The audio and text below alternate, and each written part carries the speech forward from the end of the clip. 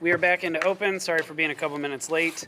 Let's see, I'm going to start by inviting Principal Todd Gearman up here to give a welcome to Ames. Good evening, District 96 Board of Education, Dr. Ryan Toy. My name is Todd Gearman. I'm principal at Ames Elementary School. I want to welcome you to Ames and share a few highlights. School year's been off to a great start. It's hard to believe we're rapidly approaching the end of the first trimester, but we had some really great stuff going on at Ames. We were just recently named a tree campus by the Arbor Day Foundation. The Tree Campus program recognizes a commitment to environmental stewardship, sustainability, and community engagement. By meeting the rigorous standards set forth by the Arbor Day Foundation, Ames contributes to a greener and healthier school environment. Fourth grade just recently hosted their medieval theme station rotations. So they had a CKLA unit on medieval times. And they had stations actually right here in this room, complete with personalized crowns for everybody. Stations include arts and crafts, creating stained glass windows, physical movement, archery, and target practice. Yes, with the Nerf stuff. Yeah. So, and STEM castle building. So it's really cool, really cool. Miss Rediker, as you might recall from previous school years, her class always adopts a cow. So they adopt a cow, they watch it, grow up through, social media, so on and so forth. And their new cow, they just named as Rizzo, and there's a connection with Rizzo. Her mom is the adopted cow from Miss Rediker's class from 2 years ago. So that was pretty cool to share. Ames has a new program we started this year with social emotional learning, and it's called Making a Splash at Ames. And it's a whole school-wide initiative for students to really show that adult way and being respectful, responsible, and safe. Students can earn these Make a Splash tickets as a class. You have to earn them as a class for walking down the hallway and showing respectful behaviors, walking down the hallway to art, music, or PE, just having a really good day at lunch and asking to throw out your trash, so on and so forth. So the class has to really work together, and that's that collaborative effort. And they earn the Making the Splash tickets. Tickets go outside the doorways, so at any given time, you might even see them as you're walking through the school. Right now, you'll see Making the Splash tickets out there. We just started it for the month of November, and then we have 3 sections at every grade level here at Ames, so there's one winning class from each grade level that wins a prize. It could be some extended recess. It could just be a popsicle party. But then if we reach a school-wide goal, which this last one was 200 tickets total for the school, we do a school-wide celebration, and I'd like to invite all of you. You'll get the invitation from me in your inboxes. We're having a glow stick dance party in the gym. And I see the excitement, yes. So we're all going to RSVP to Todd, and we're going to be there, right? No, it's 15 minutes. It's going to be a lot of fun. Every kid gets a glow stick. They have a dance party for 15 minutes, and it's in celebration that as a school we met our goal. We're upping our goal for the months of November, December, because they're shorter months due to Thanksgiving holiday and winter break, that we'll have a goal of 300 tickets for the school, but we'll still have those winning classrooms from each of those grade levels. Second grade just finished their first monthly STEM project in October. It was based on the book Room on the Broom. They designed and built witch brooms, and then they tested which broom could carry the most pumpkins. Our monthly STEM projects are possible thanks to the help of our parent volunteers at Ames who help to gather the materials and actually help to support the students during their learning while they're having it right here in the multipurpose room. And then finally, from farm to table, or should we say hydroponics to table, it's currently taking place here at Ames, the process of growing lettuce in the school in our indoor hydroponic gardens, which you've probably seen around the school and maybe in our other buildings as well.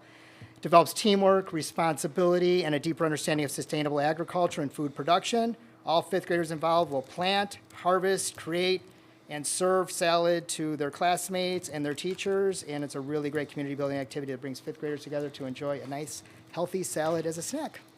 So those are some of just a taste of what's going on, no pun intended, at Ames. So welcome and have a great evening. Thank you. Thank you. All right, that moves us into public comment, and our new process here is to just state how public comment works for those that watch and observe or plan to come early at some point in time in the future. There's usually a lot of questions around this. So the board welcomes and encourages community engagement at all board meetings. Therefore, time is allocated at the beginning and end of each meeting for audience members to address the board. We kindly ask that you limit your comments to 5 minutes. And please note that this is a board meeting in public and not a public forum or town hall. The board does not directly respond to questions or comments during the meeting, but may ask the superintendent to follow up with you as necessary. And with that, we do have public comment, so I'll welcome Joel Marhol up to talk about the playground. You might be our first former board member that I'm aware of to come back and give a public comment. It's a little bit different being on this side, but I'll take that.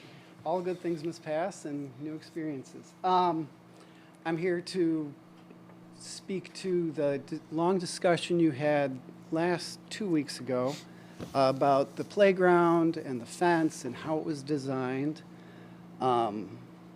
Overall, I think DLA, Ryan, and Jason did a good job living up to the mandate we gave the board. Sorry, not we anymore.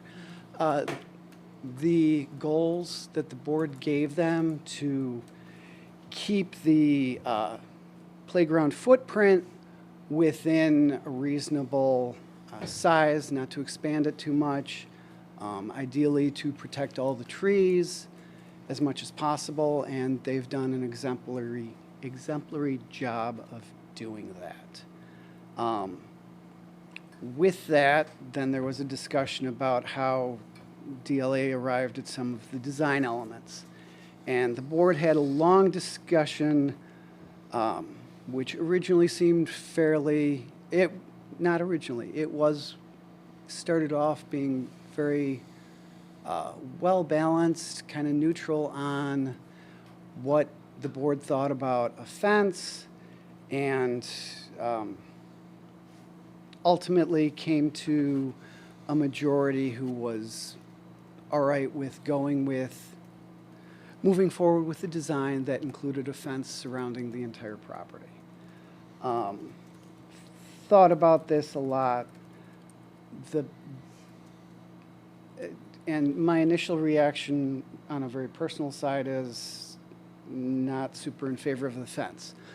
But overall, the driving factor of this fence is because of the curb, which is because of drainage. I believe that there are other ways to address the drainage problem. I was present at the preservation meeting on Monday, and we did have the opportunity to talk about some of those, and I think there are other options that could be less intrusive and invasive. As you know, my thoughts tend to ramble.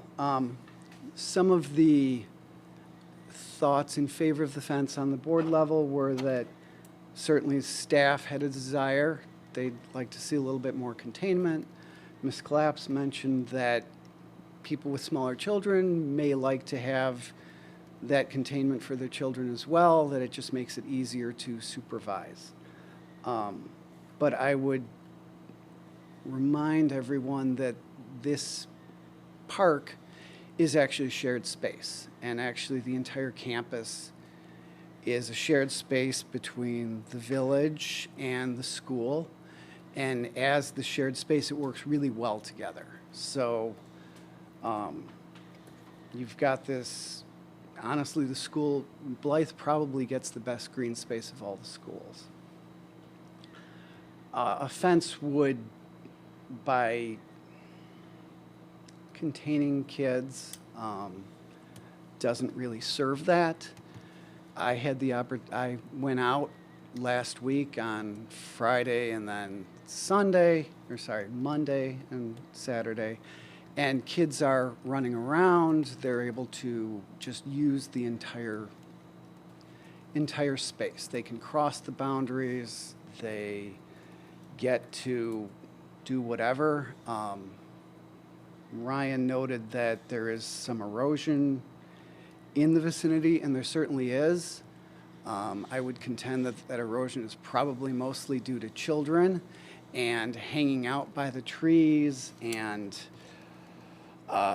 just being kids. So erosion and drainage should not be the driving factor in pursuing the fence option. The fence is one the fence and the raised curb are one thing. And really what I would like the board to do is allow Ryan and Jason opportunity to look at different options, other options, potentially maybe a short raised wall that acts as seating as well. I don't want to infringe on your design opportunities, so that's one idea, but there's others. And what I'm asking the board to do is allow DLA and WT the option to look at other options, try and come up with things that may be less intrusive. Someone is probably going to bring up the idea that, well, we're going to throw off the village approvals. I don't really believe that's the case. The fence is probably the most intrusive, at least vertically, thing that we could come up with as a designer. Other things that could be less intrusive or invasive or visually obstructive should be able to be approved or pass muster with the village without going through an entire process. So really what I'm asking is DLA is allowed to look at some other options and that the board not be too wedded to the idea of a fence. Thank you. All right. Thank you, Joel. All right, no other public comment. So that moves us into the first item here. We had designed this for DLA to go first. I would like to keep this focused on that comment actually around the fence, that we've gotten just a couple emails in related to comments on the fence. So I'll invite DLA and WT up to kind of talk through where we're at with that. We had, at the last meeting, we moved forward with one option, which included the full surrounding fence. I think part of that, if I'm interpreting our conversation correctly, was that was the harder thing to get through all the committees, because we know that fences are a topic of conversation in this community. And we asked for the looking at other options, what those other options would do. There's been a lot of work with the village forester and Public Works around making sure we protect the trees, et cetera. So with that, I guess we'll move into facilities. Matt, is there anything that you would like to add, being the facilities chair, before Ryan and Jason come up? And just that Ryan went in front of Preservation Committee Monday, and that was passed through there, so, yeah. okay. You want to come up? So I think maybe just to kind of help kick it off and try to keep it focused, we heard some comment around different options, things like that. I think, could you walk us through what the other options are, why we chose not to go with those, what options we do or do not have on the table, how some of those conversations have gone? I think that's kind of the core of it, is just helping us stay apprised of why we're going with this design and the challenges that we have with this space and why this is the solution for it. Sure, absolutely. Thank you for having me for tonight. Ryan Kelly with DLA Architects, Jason Green, WT Engineering. So as you remember, and I won't rehash it all, so I think we all recall that option 2 is what we moved forward with. Erosion around the playground was something that we were tasked to address, not only for the muddy conditions, but also how it degrades the playground and the surface, which does impact the safety to some degree. So it's something that we were trying to solve from the beginning. Our original solution was to raise the elevation of the playground 3 to 5 inches. As you mentioned, Wesley, we met with the village, the forester, and Director of Public Works. They thought that impact of additional soil and the compaction on the existing tree roots would be detrimental. So we looked at other options. So the other option was some sort of retaining wall around the perimeter of the playground. So that was one option we looked at, and I'm going to run through these kind of quickly, but Jason can speak to these in greater detail. We looked at steps to mitigate the grade change there. Those would necessarily have to be inside the playground because that's the lower elevation. That would be a tripping hazard. Gates, you have to have a landing. Swinging them outside, again, becomes a challenge because you've got that higher grade outside the playground. We did talk about seating walls. We do think that the the way that a seating wall would need to be constructed would be more invasive, creating a foundation and a footing below.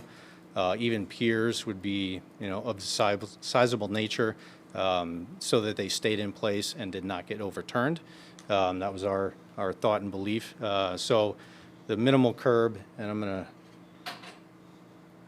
gonna jump a little bit around here. Maybe could I zoom out a little bit, Charles? Thank you, appreciate it. So I'm gonna point here.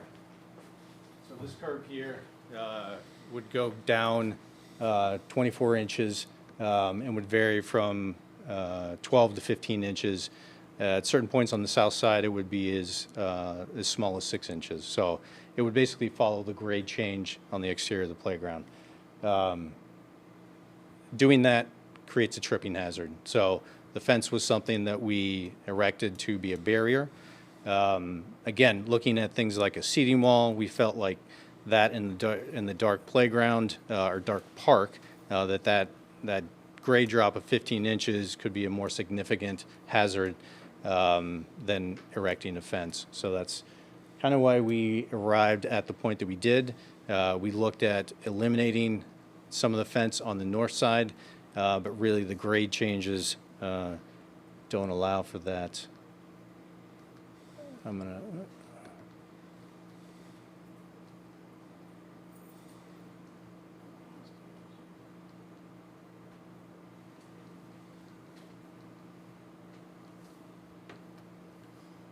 Anyway, we'll work through this, but we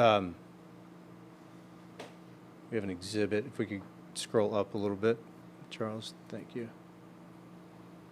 There, that one right there. So I'm going to let you talk through this, Jason, here. So this is an exhibit that shows the existing grades. It shows the initially proposed grades in red in the first design. And then in the dashed line is where, after meeting with the village, where we would propose those grades to be. So, Jason, if you want to. So this is the existing grade here, without the mic, so hopefully I'm talking about it. That's the existing grade, and then our initial design before we met with the forester was the red line. So you can see quite a bit of more excavation on the outside, and that's when we decided, after our meeting with them, we decided to put the raised curb to act like a retaining wall, so that we could reduce the amount of grading outside of the playground to this, from this to this. So that was the main intent. Probably the biggest change that came from the meeting with the forester. And again, we wanted to raise the top of the curb a little bit above the outside grade, so that as rain falls on the ground, if it's eroded, the sediment and the dirty water would flow into, it would be stopped by the curb so that it could be directed into manhole structures. And then that way we could divert that muddy water away from the playground rather than through the playground like it occurs now. So the mud would get into the wood, promotes deterioration of the wood quicker. It becomes a harder surface because it's the gaps, the area, the fluffiness of it is filled up with sediment, and it gets a harder surface that isn't safe if somebody falls on it for fall attenuation. I'll go back to.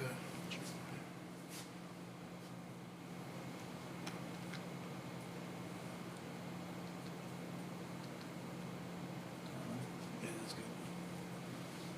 Another change that we made was, initially, our utility design was shown in red. So you can see that we had these series of manholes and pipes around the perimeter of the playground. And the forester was very concerned with the way that the pipes kind of cut across the tree. So, as you can imagine, trees have roots that grow out in a radial form around the tree. By doing something like this, I was just showing that pipe trenching going right across multiple tree roots that come out radially from the tree. So what we were able to do was to reconfigure them as shown in blue, so that the pipes, the structures would be on the outside, but the pipes would come towards the playground, away from the trees, not across the trees. So I think these hatches depict how the biggest changes were made on the utility side here too.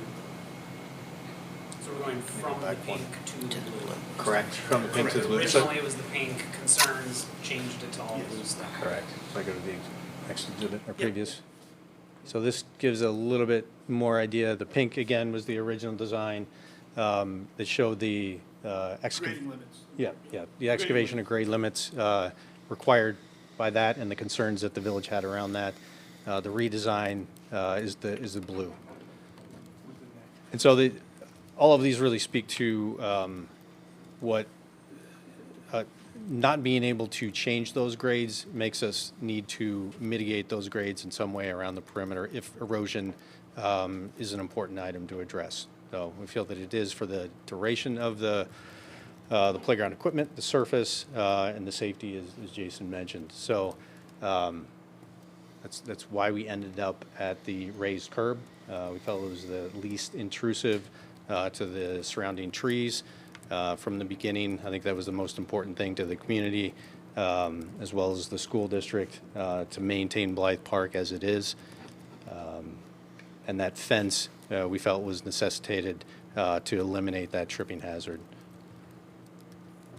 So we looked at trying to eliminate part of it, but unfortunately, the park to the north and the west is exactly where the grades are the most differential, are the greatest. So, just to give a visual, I know everybody's very familiar with Blythe Park, but sometimes the perceived change in grade is not something you remember or recognize. But as we look at it here, it is, that playground does sit fairly low. And just because we said at the last meeting, but not here, maybe not the first idea, but an idea was to raise the whole elevation. But that was I did say that Was initially. a Raising concern the- about compacting the roots and potentially Correct. damaging, killing trees. Yeah, so we went out there and met with the village with that first design, and they were not in favor of that for that reason. They felt that the compaction of the roots would be, extremely detrimental to the health of the trees. I mean, you can see the proximity of the trees to the playground, so it's a tricky needle to thread in terms of redeveloping, dealing with some of the water issues in and around the playground, making it more useful and safer. And just to be clear, cutting is even worse than filling because you're cutting, if you dig down, you're going to be digging up roots that were there. So they don't want you to cut, they don't want you to fill too much, they want to try to stay with what exists so that you're making the minimal impact. Stuck again? Yep. So, and there's no midpoint in that? There's no raising it some, raising the playground some, having the curb some? There's no middle ground there, I guess? We actually... Go ahead. We are raising just a smidge. And the reasoning is the wood fiber, because it's so loose and it's not as heavy as dirt, we're not we're not putting that much That's the wood load. fiber on the ground. Right. There's 12 inches of wood fiber, which weighs a fraction, a tenth of what the soil would. So really, that's equivalent to close to an inch of soil as far as weight goes.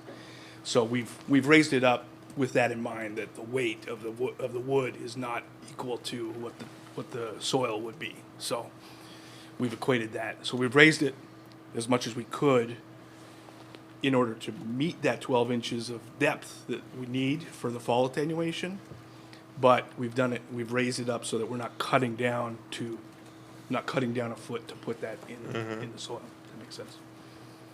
And there's no way to raise that or to raise it any further than what it's at right now. We've maximized the raising by, otherwise we would be putting more weight on the soil. So if we weren't using wood fibers, if we used, another artificial surface for playgrounds, how would that change the design, or how would that change things? Most of those surfaces would be heavier. So poured-in-place rubber, synthetic turf, they would all have a heavier weight because they have a gravel base, which is heavier than the wood fiber. So the wood fiber is the lightest of the options. Less impact. So it's heavier, but I guess impacting, it's heavier, so it would have more It of would an push impact more. on It would push more down, compact the soil around the roots more, right, if it was heavier. So the wood fiber, I think, is the right choice for this option, just because it's a Okay. lighter material. It's So gonna- I guess from that aspect, so, and it's a shame because we don't have them here to hear their decision or how they arrived at it, but I guess, so your initial proposal of raising the center did not have that concern for the impact in the roots with the village forester and someone else from the village, was it the manager out there? We met with Public Works, Dan. Public Works manager, yeah. So I guess I'm just trying to get into their decision-making or their thought process on that. Yeah, they were, I got my notes here. So they were concerned with raising the grades, lowering the grades. So raising, putting too much pressure on the soil roots, the soil and roots, or cutting, meaning cutting and tearing out roots that existed. They didn't like this piping going through the root zone area, which I totally agree with. That makes sense. That's Totally. easy to see that. I guess with all the playground equipment that's there currently, I guess I'm not sure, and I'm far from an expert on any of that. How many roots there are there at this point anyway? It's hard to tell. Nobody will know until we get in there and start investigating during construction with excavation. One thing that they did, that one exhibit with the tree. It drips sounds like in we're there. hanging a lot on a hypothetical. Right. In general, there's rules for the approximation of roots. So it's 1 foot per inch per caliper inch of the trunk of the tree, and that's the radius versus the diameter. So we've used that, and then we've also drawn in the drip lines from aerial imagery, which in general the drip line of the tree will mimic the root zone below roughly. The canopy above Right. mimics the roots below. Right. So that's what's shown in orange or yellow. The areas that we're working within those approximated drip lines and root zones. They did want us to do air spading, which is using pressurized air to blow dirt away from the root zones so that we can see the roots before we start digging.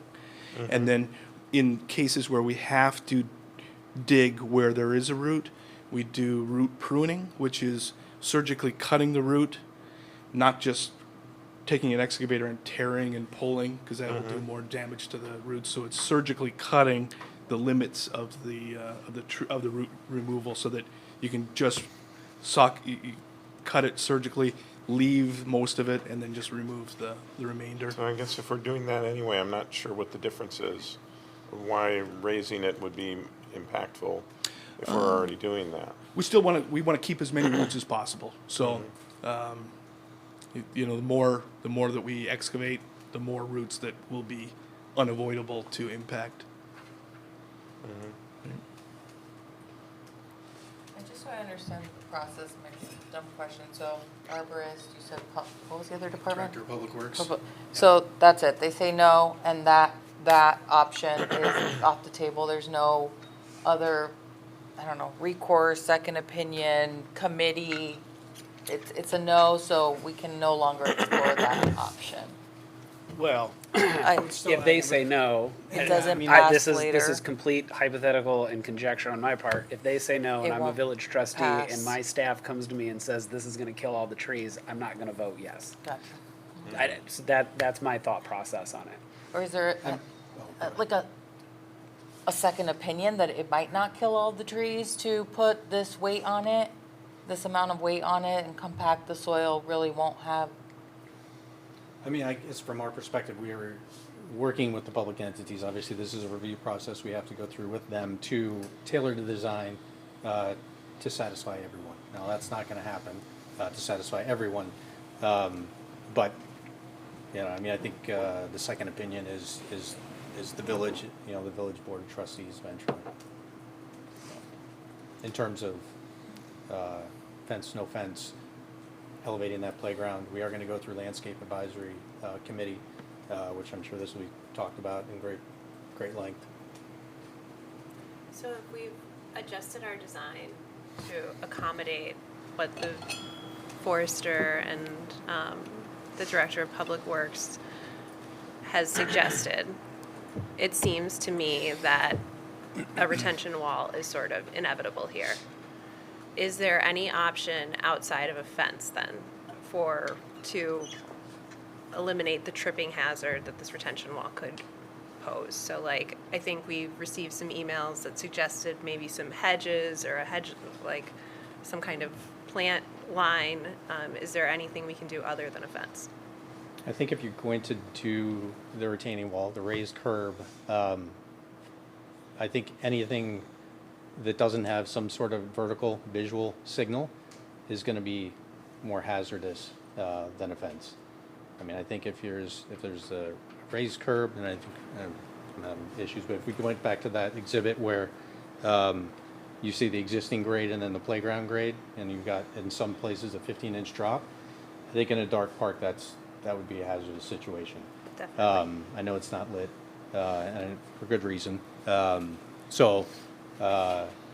mean, I think the short answer is we've looked at a lot of other options, stairs, seating walls, and I think all of them propose greater hazards than certainly a fence would.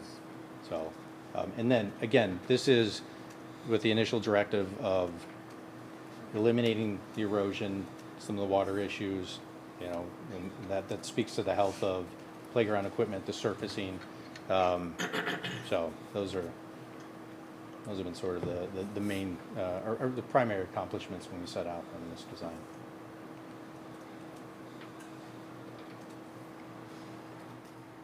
So to that point, I think I just want to try to make that clear as I'm wrapping my head around all of this. Because I was in favor with Dan, like if there's an option to keep this more open, I'd love to have that. I think that would be the ideal state. But what the focus really needs to be on is, to that question, this is the best solution to take all these challenging situations is to create this curb, this wall, whatever. And now we have this uneven perimeter that, I mean, kids are running around, adults even. I work in insurance, people trip over stuff all the time, and that puts liability on us as a school, potentially, depends on the situation.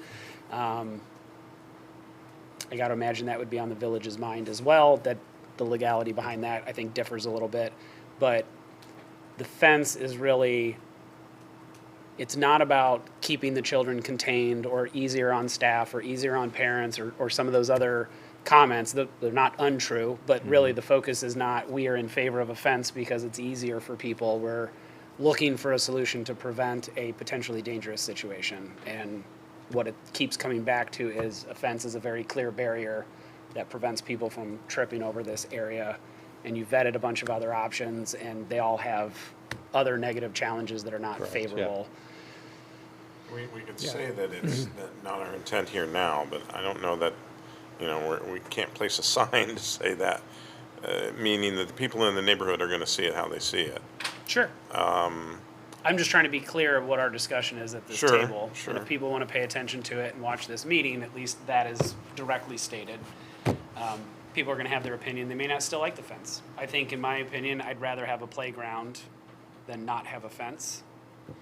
So it just doesn't seem like we either, to me, it seems like the choice is we don't do anything or we do this. I mean, I'm not hearing another. No, I full agree. solution. That is, we've investigated a lot of other options. Our initial design did not have a fence. It was raising that elevation because we knew, you know, we've worked in the village. We know that fences are not something that are necessarily appropriate in every case. So we've investigated that. That didn't seem to be a good option. And then a lot of other engineering solutions, steps, that all present other challenges and hazards. Really, we're here because we're trying to protect the trees, because that's Right. important in the community engagement. Everyone's like, don't touch the trees, and this is where it fell, because you don't want to harm the trees. Yeah. I don't want that to get lost. I'm not here advocating for a fence. No. I'm very clear about that. Sure, I'm good understood. with not having a fence. That would be my preferred solution. You guys have done a lot of work. I've asked a lot of questions outside of these meetings as well, and it just doesn't seem like maybe there's potentially another viable solution, but there's potential negative consequences with every one of them. This one, the negative consequence is visual appeal. It's more than visual appeal. It's absolutely more than visual. What are the other? Well, it's again, I've seen the kids play there. It's incorporating the field and the trees to the playground itself. It's all one big playground for them. It's definitely more than just visual. It's Okay. trying to keep the way the kids are using the playground now. You know, I'm trying to preserve that for the next set of equipment. Seems like we change out the equipment, but we're going to totally change the way the kids play. And that's really what's distressed me about this. So would you prefer to do nothing? I'm just trying I don't to. know. Yeah. I'm honestly, I'm so torn on this. And I mean, the feedback I got from the neighborhood has been universally negative. I mean, it's About the fence or about the about fence, the yeah. upgrades to the playground? No, the upgrades to the playground everybody loves, and myself included. It doesn't But not sound if like you're we can making have it both. I understand that. I understand that. I am very torn. And I guess, did we discuss how high the fence is? It would be 3 feet. I mean, 4 3 feet in feet total. high, okay. And I think that there's a gate on one end, correct? So we've got gates on the east end, and then we've got them on the northwest end as well. So we were showing one gate, but there could be a double gate there. You know, gives a little more openness.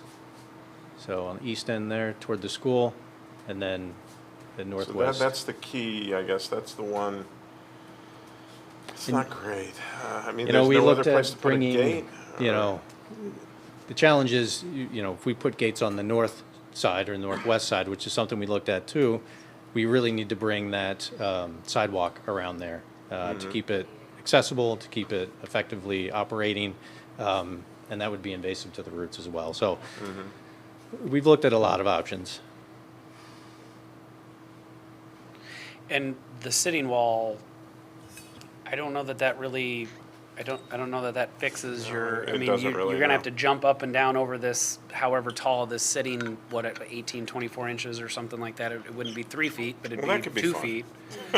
Could be, but it still changes the pattern It of play does. that you're concerned It does, about. yeah. So I don't know if putting 12 inches of extra height on it goes so a sitting wall or a fence to me is kind of the same physical barrier. But the sitting wall concept, because I'd be in favor of that too, but now you're saying there's more just potential negative impact in how you would have to create the foundation for that to make sure Yeah, that I the mean, wall I'm doesn't con- I'm collapse, concerned that which if is we another did- dangerous situation. You know, if we did a sitting wall, you know, to make it effective long-term, you know, you would have a footing, you would have, even if we did piers, you know, at a certain, you know, 4 feet or whatever, certain spacing, I'd be concerned about overturn of that sitting wall over time. You know, if we didn't put a legitimate foundation in, or some sort of footing. I feel like sitting wall, you're envisioning something similar to what we have at Central, Yeah, kind of something like that. which It I don't probably know wouldn't that look like they that, would but- say that that's the safest scenario for a play space. Okay. I assume that would Okay. cost a lot more than. Is that because it's on top of pavers and not wood chips and grass? That's or? because kids can hit their head on the corner of the. Well, that's, I mean, I can come up with For the lots of sitting dangerous wall. scenarios in the playground. I will just very point good at out that. that the central playground, it's a very different space, right? It's a much more constructed with the parking lot and the play field and the foursquare and basketball, but that's a fenced playground where kids run to go play foursquare, run to go play basketball, run to be on the grassy field. I don't know that they feel limited, by the fencing. I still see kids sort of going back and forth. It's not running into a wooded area like it is at Blythe. I understand that that's a different aesthetic. Running in the parking Yeah, lot, right, they don't miss running between parked cars. Yeah. And there's not an option in which we don't address erosion, because I guess like that, for me, it's like, do we care more about erosion or do we care more about? It's an 'Cause option. if you don't do anything, It right? you shortens the risk- life of your turf, it shortens the life of your equipment, it doesn't solve drainage issues around the, Playing in a but swampy- it's an option. And I don't know that the mud situation came up last time, or I don't remember it, but I think that's a good call out. You get all that soil that comes in there. Now you're It almost does. creating like a concrete surface, which is supposed to be a soft surface. So, It Because Mira will, was just saying yeah, so much mud. yeah. which is It part was of the pretty problem bad. today, but in a different capacity. It's such a difficult space, and I mean, I don't know. I've been wrestling with this too, Dan, and I think it seems like you guys have done, and some of this could be professional opinion to your point too. Like we could get another arborist out here that says it's not going to be a problem, and we could get another architect out here that says we don't need to do all this extra stuff that you guys are concerned about. I don't know if those are right or wrong. You find out in 10 years when it goes right or wrong. I don't know when the last playground equipment was set up, but I doubt that there were these level of concerns were addressed back then. Parks and Rec had a sense, right? I want to say 20 years, 25 years, right? Um, Of how long that equipment has been there, that playground structure? I don't know. I honestly don't know the age. I mean, I I don't had think it's quite sided 20 years. with not having a fence. No, I had sided with having a fence at the last meeting, but then after kind of the discussion and what Joel brought up too, I was like, oh, I mean, fine, if you don't want a fence, don't have a fence. But I mean, you can't, granted, I live in Brookfield, not Riverside, but given that we're somehow below sea level in these two towns and everything floods, we can't do anything in Brookfield without somebody saying, if you have proper drainage because of erosion and water problems. So I'm not surprised that this is, because like 25 years ago, they were not worried about that. And now we're all paying for it in our basements probably. So I appreciate the fact that this is not going to become a swamp in that sense. And if that's what it takes, I mean, you can't have I don't know everything. that I've So ever seen it as a swamp now, but I definitely could sympathize with Casimira in that I'm sure there's mud that gets tracked back into the school. I don't know that it's really a swamp. Yeah, I mean, maybe the not a pictures swamp, but showed the pic, like yeah. water Yeah. all Ponding around it. and- What, it rained one? I mean, has it rained lately? I didn't even. I'm just saying, like I'm just surprised that anything could be built anywhere without some consideration to erosion and water drainage. And, we weren't waiting for the worst day to take these pictures. It probably was. It's not the best day, but it's not the worst either. I think But it is good to understand what the worst and the best looks like too. So True, 100%, yes. I would say this is a standard rain day that is a nothing rainstorm, but that's what happens all around town. Yeah. So to your point, I thought we were going to have to spend $2 million putting a big hole in the ground like we did at Central just to capture water. And we're not doing that. I don't even know if that's an option. But then you're talking about cost and how much are we going to spend on this playground. So I think it's a balance of a lot of things. Yeah. It's just hard. It's I would really agree. hard. It is a balance of a lot of different elements, trying to solve a lot of different problems within a very confined space. So we have a lot of other meaty, well, at least one other meaty topic on here. We're at roughly 30 minutes. Thank you for the update. I think that was the main thing, is just Sure. to be able to get everybody together, have this dialogue, the Yep. additional research. I think, so we've got landscape next week. We've got Correct. parks, I believe, the Monday after that, and then the village Correct. trustees, after all those committees provide their feedback to the village, then that's the ultimate yes or no or whatever. I think when we started this, the village said we were required to have the mulch, the wood fiber, or did I misunderstand that? I think it Yeah, was I just through the understood. assessment, right, for the appropriate level of water drainage with MWRD? No, I think there were some comments about engineered wood fiber being the appropriate surface. I just don't know if it was a like, I've. Yeah. Oh, okay, okay. I'm not sure. I could have misunderstood that. I thought that was just a, when you do this, this is the material that has to be there, because that's kind of where we I don't think landed they on the wanted it others. to be poured rubber or No. anything, you know, so I don't know what other Agreed. choices would be. Permeability, I think, was Yeah. the goal. Yeah. And it's Yeah. one of the most permeable on it. Yeah. So we've still got feedback from all of those. I think the fence discussion is going to be probably similar in all those, Agreed. especially at the village table too.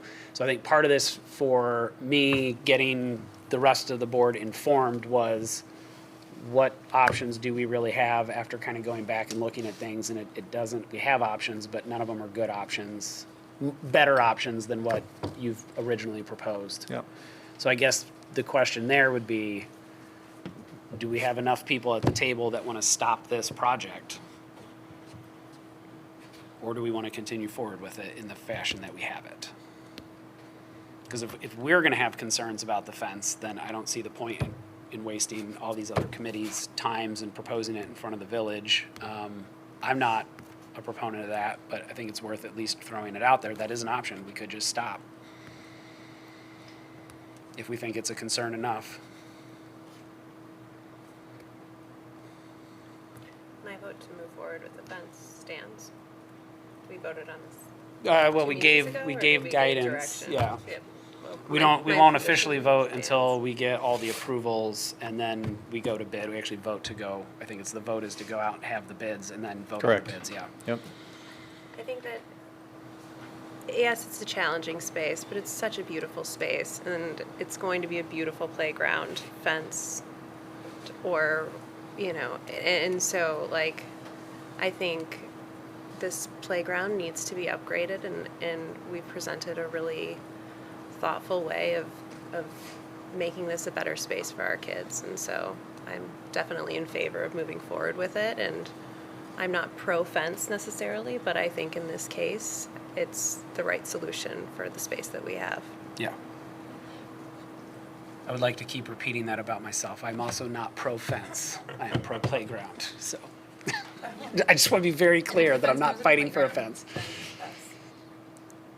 So, yeah, you said you were kind of, so where I'm are either you? way on the fence, but Okay. if the fence is necessary for the playground to be done, then that sounds like that's what has to be done. Or if, yeah, that's what Selena said.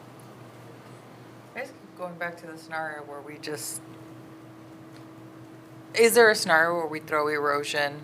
Like, I feel like when you're balancing the two, wouldn't people want the no fence over the erosion?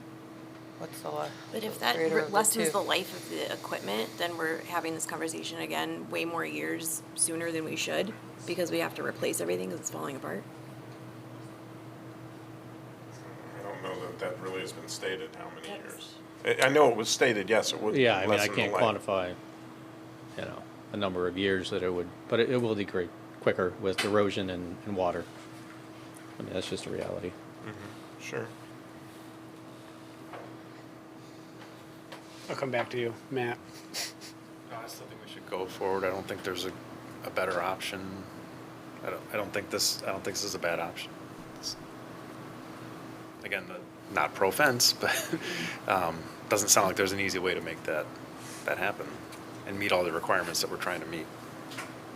Yeah. I think have You on the a fair- fence, Dan? You have a, I I'm think still you have on a the no. fence, yes. Oddly enough, I'm on the fence. It's, again, I've been there so many times and I've seen the kids, play, how they play, how it's unhindered, uninterrupted. They go seamlessly from the playground that's there currently to the trees, to the field.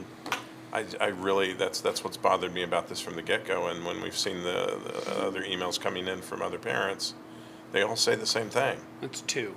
Well, That I've okay, seen. yes, two emails, but then I guess we did trick or treating, talked with a number of parents there, and some who sought me out, some that I sought out. That was all the similar concept. Okay. Similar concerns. I mean, I think you have enough, but I'm happy to voice my opinion. Yeah, I mean, I find it really hard to deprive, right, the community, these students, future students, of this beautiful playground because of a fence. Again, there's still access to the space. I know it's not the ideal ability to fully run, but I also want to be mindful, like, I'm not a resident of, I know when we were having these conversations about Hollywood and Brookfield, it's like, wait, I live here. I have a better understanding. So I want to be considerate of that, but I just find it really hard to fully pull the plug over the fence. Similarly, I wish there was a way. That's why I'm like, okay, well, do we just let erosion happen and then we deal with some, then I feel like we're getting emails like, this is an unusable space and it's always a mud pit and so, yeah, I mean, again, it is not an easy discussion, but I don't want to pull the plug. I do wish, and I appreciate all of the information and scenarios that you've been through to try to figure out a way that we could do this without offense. Thank you. You are here to give your. I mean, yeah, opinion, so I thank think you you've for got doing enough to go forward, but if people. Yeah, and it's not a vote. I just want to make sure that we're going to continue moving forward. We want to continue moving forward, and we will continue to collect community feedback. This is not a vote, and it will not be a vote for several more weeks. We've got multiple committees to go through, so feedback will keep coming in. But thank you for coming out and just giving us an update. Yeah, I I appreciate thought it. the timing here was good before you get into like landscape and parks in particular. I'm sure there's going to be a lot of dialogue here. So if anything Yep. new emerges, I think we're open to it, and we'll keep listening to community feedback as well. And at any point in time, we can just decide not to go forward with this. So we can do all of our homework and just kill the whole thing. So that is just to state that out loud. That is an option that is still available for a few more months. It's not final until we get a bid and they start putting shovels in the ground, I suppose, right? So. Yep. Well, Yeah. actually, once we sign that contract, then it's And the you shovels either are do it or coming. you lose your money, one of the two. But I appreciate the consideration, and we're not pro fence either, and we looked at a lot of different options. So hopefully, we've been transparent with what is possible and what requirements we're trying to satisfy. So yeah, thank all you. right, thank you, appreciate it. Okay, trying to be as very open and transparent about this whole process as possible because it is a big topic of conversation around town. We have Okay. one other thing under facilities Yep. that we'd added. The school maintenance grant. Yeah. Yep. Which probably requires about 2 minutes of time. Yeah, it feels like a quick hit. Mark, Mark, do you you want want to? to talk to the microphone? Or to the You chair. can sit next to Stephanie. We're trying to make the committee meetings a little less formal. So. Okay, thank you. Well, in light of all the hard decisions you were just pondering, I hope this seems relatively easy for you. And I provided a memo to the board, but the school maintenance project grant program is available almost annually to districts for up to a $50,000 matching grant. The grant has opened, and I've been working through submitting the grant, and I've included 2 pages for you. One is just kind of outlines the work, which is related to the tuck pointing that you've already approved to be done next summer as a continuation of what was done at Hauser this year. That I selected that grant because it matches the criteria for the grants that go through, primarily being one that we know we're doing and it's been approved, but we have not yet started. That's kind of the key. So you can see the total estimated project cost, which is not only the tuck pointing, but architect fees and management fees and the such. And that, we're requesting $50,000 because the project is certainly more than $50,000. And then the second page is just really a part of the grant that I have to submit. So I know Wesley already signed one of the pages for the grant earlier. This is where I would fill in your name and fill in the date that the meeting occurred, where you authorized the grant. So on November 19th, I would ask the board to have a action item on their agenda authorizing the school maintenance grant. And then I'll input the date and I'll hit submit, and we'll wait to see if our grant is approved, which is primarily based on when the state releases funding to ISB for those special grants. So I guess I'll caution you that we'll submit it, and if the funds are there, we'll have a $50,000 windfall on a project you're already going to do, and if they're not, you've got the reserve funds to pay it. So it's not a project that's contingent on getting the grant. Happy to And- answer any questions. Has any board ever declined submitting a grant? I can't imagine why. Is there it's never, we've done this a couple different times, and the questions, for whatever reason, never popped in my head. Why do we need to approve this? Yeah, and I think the reason why you're approving it is because it is a matching grant. You're essentially, it's been before you, instead of me just submitting it saying, oh, we have $50,000 Yeah. to match, because we have to spend 50 to get 50. Yep, so it's. Well, we have to yeah. spend 100, pay 50, Yeah, they pay yeah, 50. So I think that's probably why this requires that authorization. No, that actually makes sense. I did not take that part into consideration, okay. And your recommendation is to approve this at the next meeting? At the I think next if I meeting, read, yeah. yeah. Oh, yeah, put it under consent agenda, right? Or consent Yeah. agenda, Oh, yeah. okay. Yep. I don't- This is a very, it's a very formal grant, but it's a very informal process, so. Anybody opposed to putting it on the consent agenda next meeting? No? Yeah, okay. Thank you, Mark. Thank you for your time. Okay, now education, the fun stuff that we wait for every year. Where's Dr. Dolezal? Come on up, come on down. Sorry, I took that away from you. I'm supposed to have you, or I took it away from Dan. I'm sorry, Dan. As committee chair, would you like to give an intro to the student achievement report? Please. Welcome. Stolen. We're not, I know. I was joking if there's a time still. Her packet's still bigger. My packet's Although still a in little seriousness, is there anything that you want to stage No, or set up? I guess, or- we met on this, what was it, just yesterday? So yes, it was hot off the presses, and definitely I'm sure everyone will be interested to see what the report shows, so take it away. All right. Thank you very much, Dan. Thank you, everybody. And I want to give a special thank you to the leadership team who's here to support, in support of this information being shared with the board. So thank you all for taking time out of your evening as well to join us tonight. Well, I'm not sure why you're all sitting back here. But thank you for being here. They want to be on TV. So our annual student achievement report is here, and as you know, as you may know, the state released the state report cards last Thursday, October 30th, and so you may have already gotten a sneak peek of the data, but I'll give you some background information, some data that you don't necessarily see on the state report card as well. So tonight we'll talk about MAP growth and achievement, because that's one of the benchmarks we use, KPIs we use with our strategic plan goals. Our IAR growth and proficiency. We'll review the equity journey continuum, talk about the state report card, celebrate our successes, and then talk about our further areas for growth. We're going to start with our MAP data, and with MAP data, we're going to look at both reading and math. We'll look at growth, achievement, and then talk about cohort progress as well for both those subjects. So the first thing we have here is our MAP reading growth over a 3-year period. With that blue line showing the 22-23 school year, the red line showing the 23-24 school year, and the green line showing the 24-25 school year. And what you're seeing here is that we have sustained district-wide growth compared to the national norms, with the national norm being at the 50th percentile. So you see that we are, as a high-performing district, continuing to show growth above the, our median growth is above the national percentile.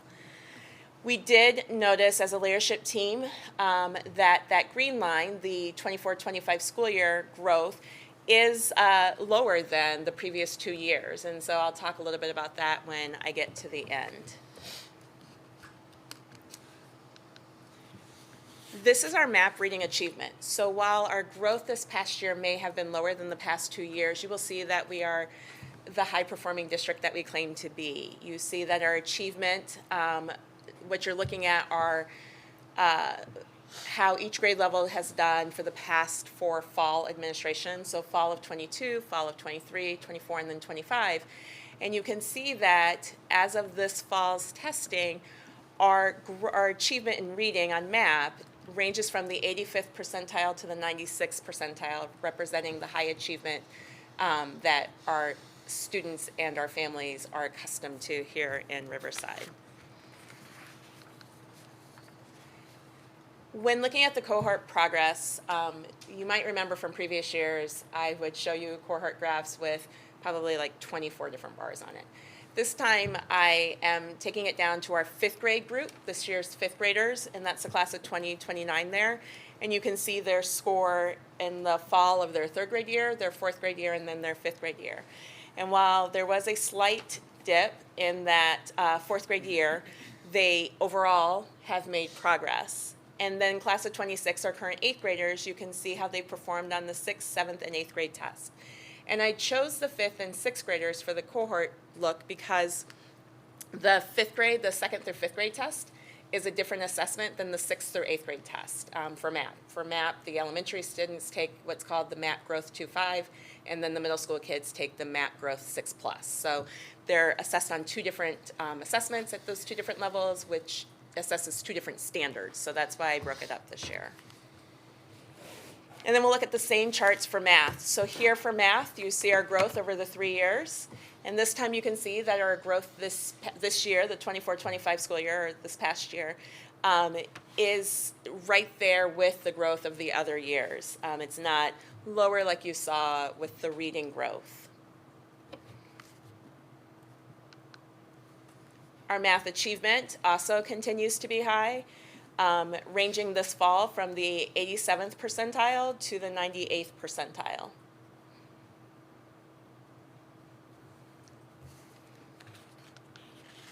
And then looking at our 5th and 8th grade cohorts again, you see that there is continued steady growth for our students in math through 3rd through 5th grade and then 6th to 8th grade.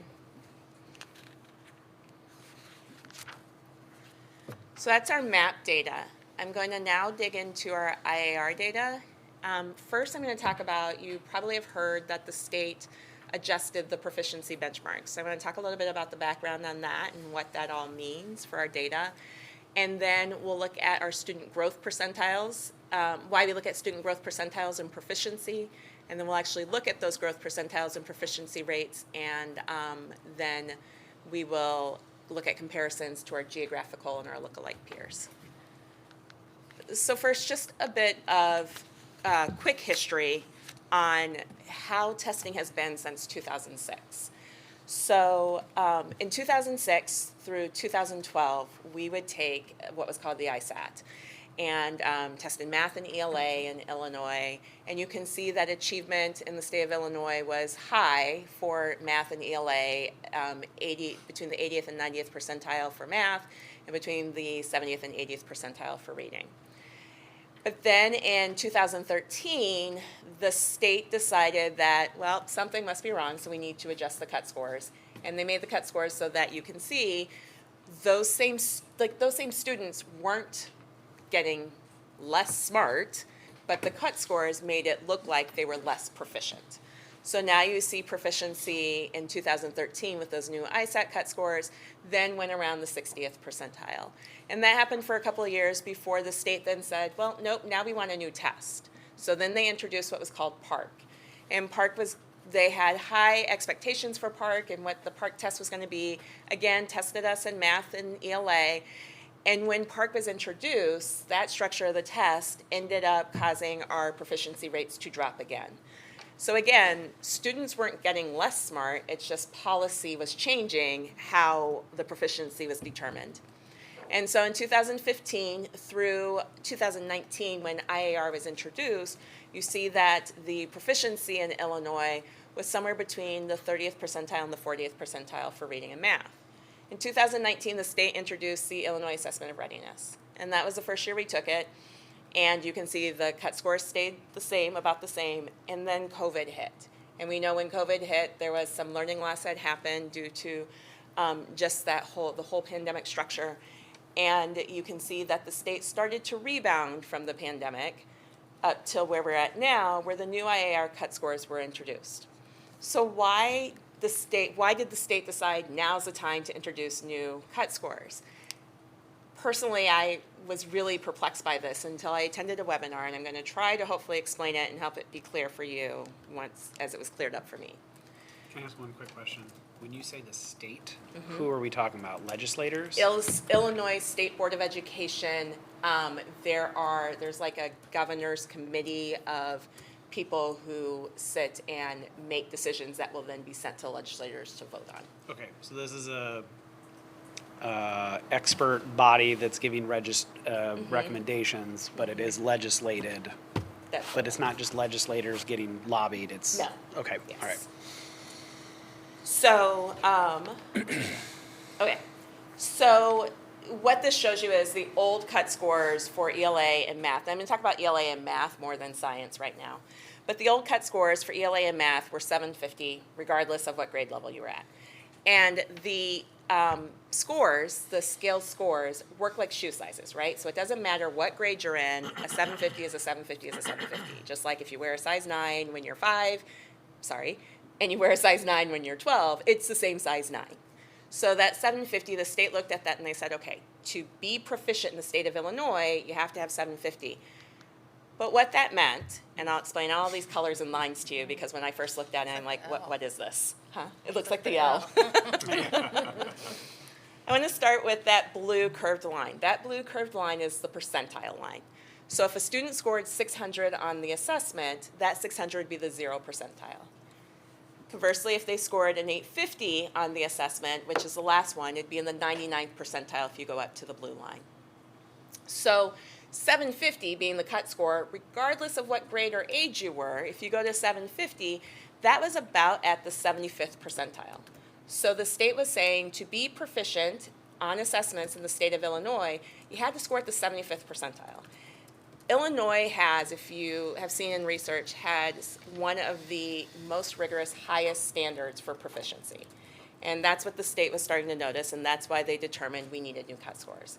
So now, if you'll remember, the new cut scores are different at every grade level. So you see from 3rd grade, 735 to 745 at 8th grade, now it's saying, if you're a 3rd grader and you're taking the math test, to be proficient, you need to score 732. So that's where you see that red box there.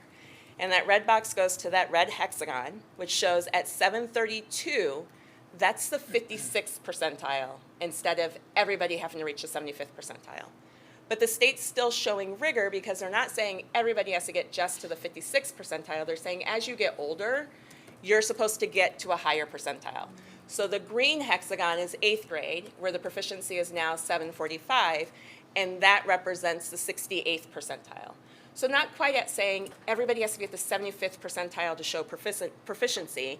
Now, depending on your grade level, that decides your percentile, but still over the yellow line, which is the average of 50th percentile.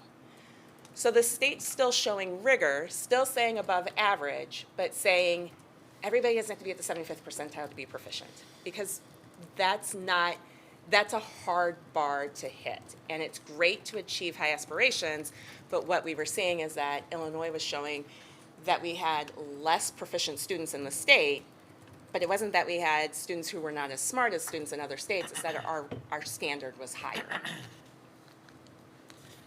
So we're going to talk about student growth percentile as we look at these next graphs coming up, and I just want to make sure that we're all on the same page. One more quick question for you on that last comment. So where do we stand? Like our state was just, our standards were super high. Where are we, like in the We're average? still high. We're still high. Yes. Okay. I don't know if we are the highest, like that hasn't been reported out, but we are still high. So I think that, to me, that's a key takeaway. I was like, our standards are much higher than most other states. And so just as we look at other states, that is something to keep in mind. Okay. Yes. Does anyone need to be, like in the upper grades, does anyone need to be at the 75th now? No, the 68th Like even the percentile, high- is the 745 highest? is the highest for 3rd through 8th grade. Okay, so want to talk about student growth percentiles, and I want to make sure we're all on the same page with what student growth percentiles are. So it's a percentile, it's not a percent. It compares our students' growth on average compared to other students' growth. And it doesn't tell us how much students grew, it only tells their growth compared to those other students who started maybe at the same, not maybe, who started at the same scaled score. So if Angela scored a 732, then it's going to compare Angela that next year to all other students who scored a 732 to see where did I fall amongst all the other students in the state who had that 732. It's very similar to like when your child goes to the pediatrician and you find out your child's in the 75th percentile for height, right? That means that they are taller than 75% of the student or the kids their age. That is how the student growth percentile works. If a cohort has a student growth percentile of like 62.1, that means that that cohort of students or that student grew faster than 62% of comparable students. So we look at growth because it recognizes learning gains for all of our students, whether or not they're achieving proficiency. So when we look at the graphs that I'm going to show you in a minute, we're going to look at what's called a cohort student growth percentile, which is looking at how did students compare to other students this past year. And then we're also going to look at a baseline student growth percentile, which compares how did students' growth compare to the past benchmark year. And the state is currently using 2019, pre-pandemic, as the past benchmark year. So when we see this data, it's compared to the growth since 2019. And then we do look at proficiency also, and we will look at proficiency. Proficiency is telling us, did I meet the standard, yes or no? So we'll look at how are all students growing, whether you met the standard or not, and then we'll look at what percentage of our students met the standard. And looking at both rather than just one gives us a more complete picture of how our students are doing. So we'll start with ELA proficiency. And what you see here is the first bar is our overall district ELA proficiency rate. So 80% of our students were proficient or above proficient on the ELA assessment between grades, or the testing grades of 3rd through 8th. And then you see the breakout of each grade level there. And then we have our math proficiency rates. Again, the district overall proficiency rate, 74% of our students were proficient or above proficient in math, with the individual grades broken out there. And then the Illinois Science Assessment, which is only tested at 5th and 8th grade, so you see proficiency rates for our 5th graders and our 8th graders. So as you know, we work with Don White from the Educational,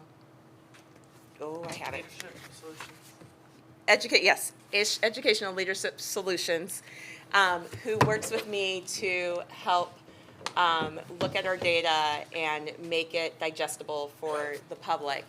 And when he works on that with me, he sets up comparisons for us to our geographical peers, which are the districts in our West Suburban Consortium for Academic Excellence districts, our WSCE districts, which are all located in Cook and DuPage County, have a range of enrollments from 428 to 5,480, have a range of expenditures from 13,900 to 30,464, and a per pupil instructional expenditure range from 7,227 to 16,006.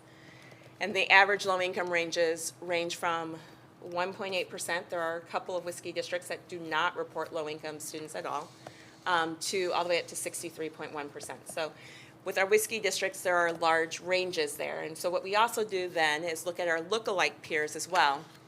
And how Don pulls those lookalike peers, just real quick for you, is that he funnels the district data, the state data, through 5 different checkpoints. So what he does is he takes the state data and he first funnels out he takes all the elementary school districts. And so then from all the elementary school districts, he then puts in to show only the districts that have a population between 1,100 and 2,300, with Riverside's population you see being 1,705. Then from those remaining districts, he funnels out the districts that have a per pupil expenditure of 15,000 to 25,000.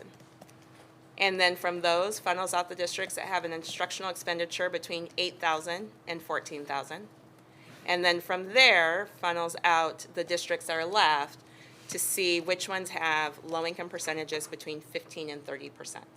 And he does that so that we're comparing ourselves to districts that are structured and put forth the same money towards their student learning as we do, so that we're looking at more of an apple-to-apple comparison. So just a reminder, here are our WSCE districts. And then This is our IAR ELA cohort and baseline growth. So remember we talked about cohort growth is comparing to last year. So that's going to be the blue bar. And baseline growth is comparing to that baseline year of 2019. The red arrow is Riverside. And because other districts should be able to tell their story, we know that we cover the other district names. But looking at Riverside, you can see that our cohort growth, the blue line that goes across so you can see where it measures up to the other districts, is one of the highest growth percentiles from our WSKI districts, with our district growing 73.7% faster than comparable students for this past year. And our baseline growth, the comparison to 2019, is at 78.6%, and also one of the higher ones in our WSKI districts. That's ELA.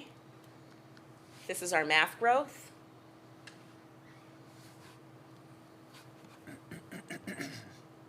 And we did not calculate science growth because of the way the state had changed those growth measures and the way they have been.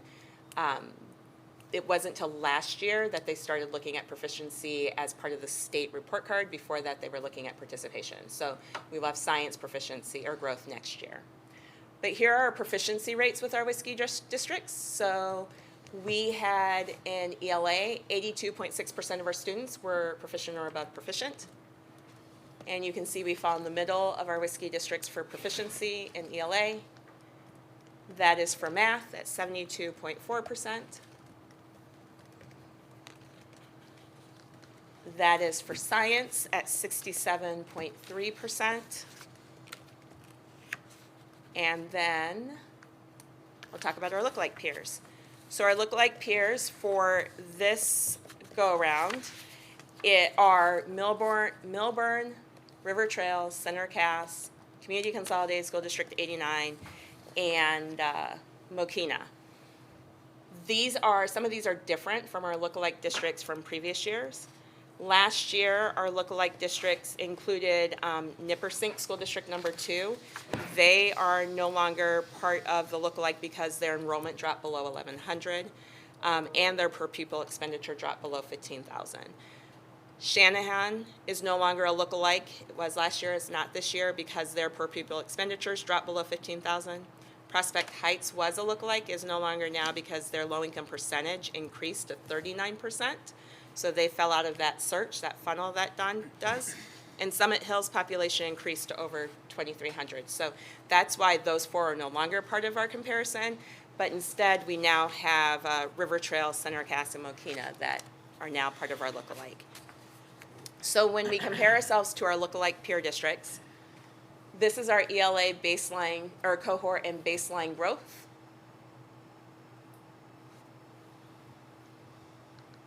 Our math cohort and baseline growth. Our ELA proficiency compared to our lookalike peers. Our math proficiency compared to our lookalike peers. And our science proficiency compared to our lookalike peers. So part of our state report card includes the equity journey continuum, and we talk about this each year since the state has instituted the equity journey continuum. And the way the continuum works is it's looking at where are gaps in terms of student learning, learning conditions, and elevating educators. So you can see for student learning, we're still in moderate gap, step 2, but we did slightly decrease. And that slight decrease comes because, well, first, student learning includes the participation in, or the kids data that we submit to the state for kindergartners. We assess them after the 40th day of attendance to see their kindergarten readiness skills. And so the state looks at the readiness of our students, our kindergarten students, and that's part of the student learning piece. ELs making on-target annual progress to proficiency, and then also how former ELs perform on the in their ELA course as reported by the Student Information System. That is a part of student learning. And then the number of students who are enrolled in passing advanced 8th grade math, which is our Algebra 1 standards. that's part of student learning as well. And so the slight decrease in our student learning score for the 24 year, and I'll come back to that in a second, is due to a slight decrease in the number of students that took advanced math, that qualified for advanced math. So we had less students qualify, so less students could pass it, as well as we had a slight decrease on our students, our former EL students who were receiving a final passing grade in their ELA course, as reported by our student information system. I want to go back to why it's the 24 school year, the 23-24 school year. The Equity Journey Continuum uses data that's already published. So because data is embargoed for the 24-25 school year, the Equity Journey will always be a year behind because they're using what data was published at the time that they were working on the Equity Journey Continuum. So this data is from the 23-24 school year. So it looks at how many students were enrolled in advanced math in 23-24 to get that number. That's not our current students' enrollment. It's not our current students' access test scores. It's what was there before. Learning conditions takes into consideration out of school or suspensions, both out of school and in school. We did have a decrease in our in-school suspensions from the 22-23 year to the 23-24 year. And then it takes into account student attendance. And it also takes into account different components of the 5 Essentials survey. So it looks at the teacher response rate, the student response rate, and the parent response rate. That's a part of the learning conditions. We were steady at the teacher and student response rate, but we did have a decrease in our parent response rate. So that played a role in the slight decrease. And then it looks at a few questions. One of the questions is a student-centered question. It's a question the students are asked on their survey about their environment being a supportive learning environment. And there was a slight decrease there in the remember that's the 23-24 school year. And then there is a question on that the teachers receive about families being involved and their influence on the teacher's influence on decisions that are made, and both of those questions were steady. And there's also a teacher question about teacher-parent trust, and there was a slight decrease on that question in the 23-24 school year as well. So that's what contributed to our slight decrease at learning conditions. And then elevating educators is just looking at what teachers are we putting in front of our students in terms of racial components and how does that compare to our student racial makeup, as well as the education of our students if they have a master, or teachers if they have a master's or higher, and the evaluations of our teachers if we have teachers who are receiving proficiency and excellence, or if anyone's receiving things below that. And so that slight decrease comes from a slight decrease in the number of teachers we had that were teaching with a master's or higher in the 23-24 year, as well as the percent of our students who were taught by teachers who had a proficient or excellent on their evaluation in the 23-24 school year. So the state report card, we know, can be accessed at the IllinoisReportCard.com. The information you receive at that website includes all of those bulleted points, some of the things we've talked about, some things that we haven't really talked about, but definitely a place that families, board members can go and dig into more. The state report card also contains the summative designations, and the summative designations are given for individual schools, they're not given for a district as a whole. And just as a reminder to the board, these are the pieces that make up the summative designation. We get points for each of these pieces, and then those points are weighted, as you can see on this chart. Growth is a heavy factor in the summative designations, as it's 50% of the designation. It's 25 from ELA, 25 from math. 20% of the designation comes from proficiency on ELA, math, and science. 7.5 of that math, 7.5 ELA, and 5 of it science. And then our English learners' progress to proficiency, the access test, is 5% of our summative designation. The final 25% comes from our chronic absenteeism percentage for 20% and 5% from our 5 Essentials participation. So if you go to the IllinoisReportCard.com website, this is the snapshot that comes up right away. You can see on the snapshot, we have 2 schools that were rated exemplary, 3 rated commendable, which is wonderful. Really, truly, we are a high-performing district, and it shows in these ratings.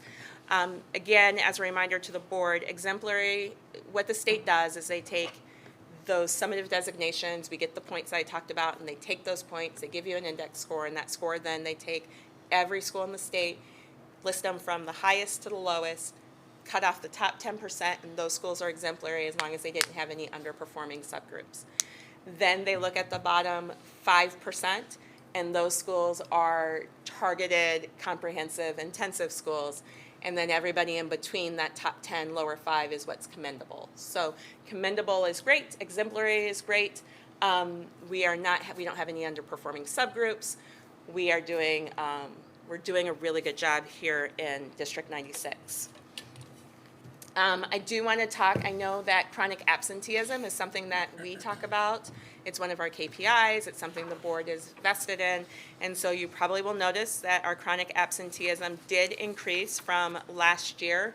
It was 11.3%. It did go up 1.1% to 12.4%.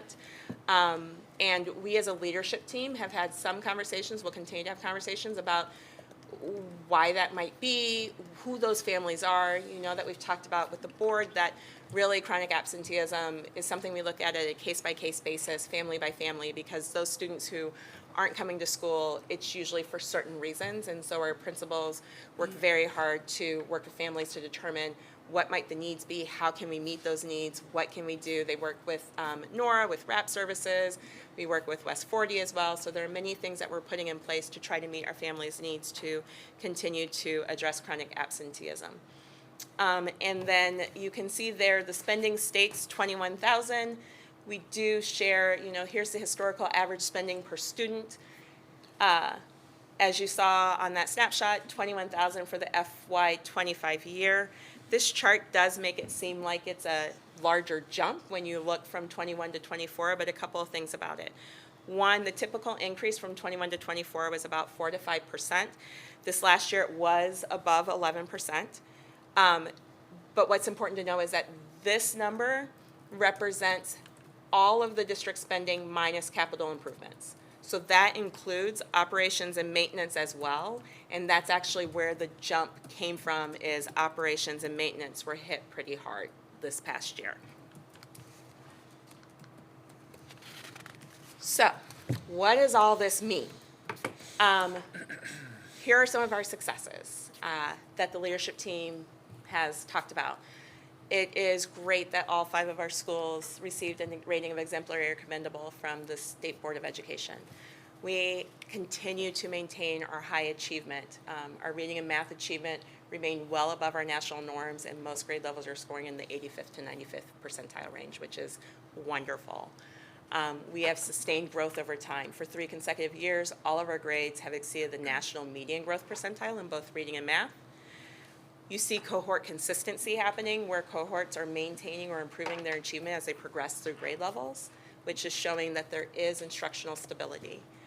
And then our post-pandemic recovery, we're continuing to recover from the pandemic in both reading and math, which is demonstrating that we have strong tiered support systems. But we know that there's always room for growth. And so as we look at our areas for continued growth, we do note as a leadership team the recent growth dip. And while we're still above the national norms, we do know that our district-wide median growth percentiles in reading, sorry about that typo, in reading declined across all grade levels in the 24-25 school year. And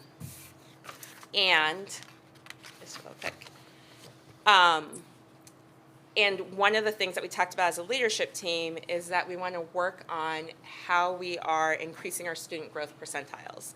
So what intervention supports are continuing to help our students show growth, but then on the other side of that MTSS diamond that we talk about, how are we helping our students who are accessing the Tier 1 curriculum and need enrichment? How are we helping those students grow as well?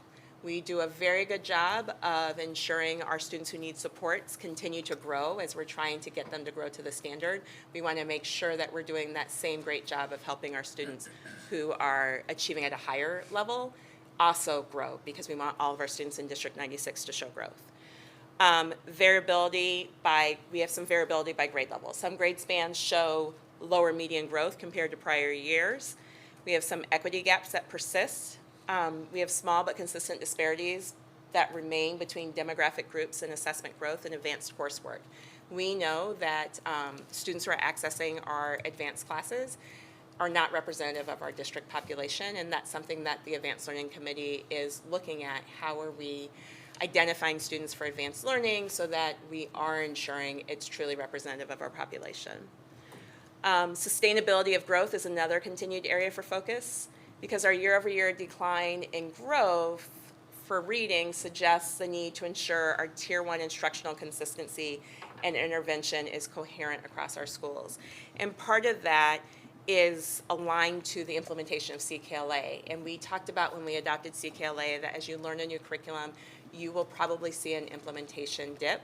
And that is what we're looking at. We are right now going through professional learning with a CKLA consultant, where teachers are going by grade level into a class to observe instruction. We're coming back then to talk about what did we notice, what did we see, how is this going to change our instruction in our classrooms, and also just becoming more familiar with the fidelity of the program now that we're in our second year. First grade and second grade have worked through that process. We actually have a learning lab tomorrow with half the first grade team. And one of the things that came up in first grade is just that, there are things that when you're doing it the first year and you're just trying to stay afloat, things that they didn't realize were things that we needed to be doing. And this year, now that they're not drinking from a fire hose, they're able to digest some of the things that are happening. They're like, oh, that makes sense now. I feel like I can put that into action. So we're already seeing just some key takeaways come out of these learning labs that will help with our Tier 1 instruction in reading. As well as the instructional coaches are continuing to provide coaching sessions for our teachers in both reading and math from K through 8th grade. Instructional coaches also at the middle school working on instructional coaching cycles on engaging instructional strategies, which is a goal for Mr. Harvalis and Ms. Kaesa for Hauser on just how are we ensuring we're utilizing engaging instructional strategies across core and on-core classes. Oops. And then also continuing to explore ways to address individual family needs to ensure student attendance with our chronic absenteeism. And so with that, thank you, and are there any questions? Angela, I just have one question on slide 7. What's the dip? That was the map growth. What's the dip between 6th and 7th grade? Let me just, working my way back there. That Sorry. one, right? Yeah. Okay. Wait, yeah. Is it that one? Math? Okay. The dip between 6th and 7th grade on the growth, that is a question that I don't have an answer for you yet, okay. Just because since, this is all, the map data is not just becoming public, but when we are looking at it all together, triangulated, I haven't had my curriculum meeting yet with Mr. Harvalis and Ms. Kaesa, so that's part of something we are exploring as well. Okay. But I mean, get it's back consistent. to you. Yes, So. yeah. But definitely something that I can get back to the board on. Just curious. Thanks.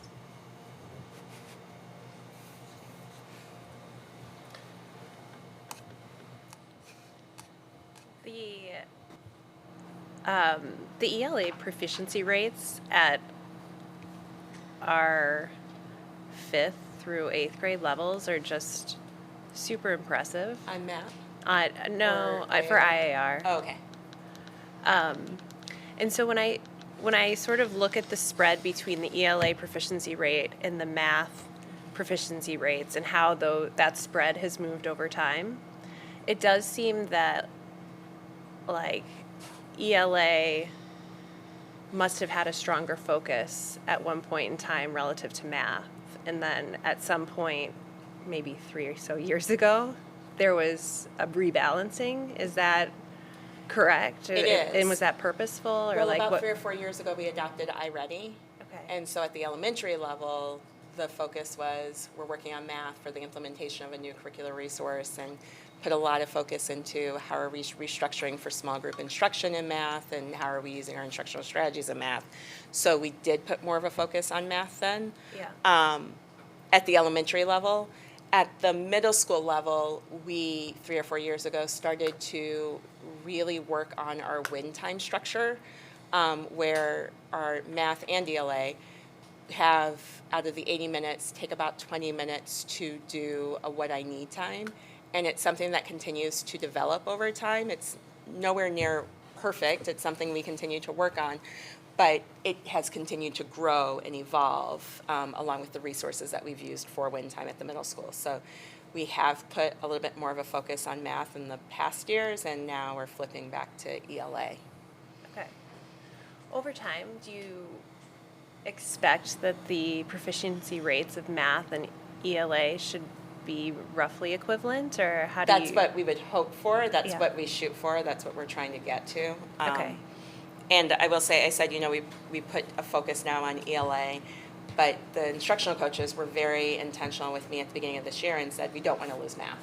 And so a lot of their coaching cycles have been around math, and I know they're working closely with one particular principal on just level setting math, win time, and instruction. So we're not focusing on math because we're turning back to reading instruction and working on tier 1 instruction and reading, but the focus is probably heavier at a district level with the reading, with the coaches and supporting the math piece.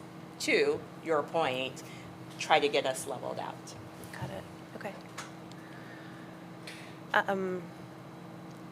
I think, based on our conversation, I think in the spring following the map,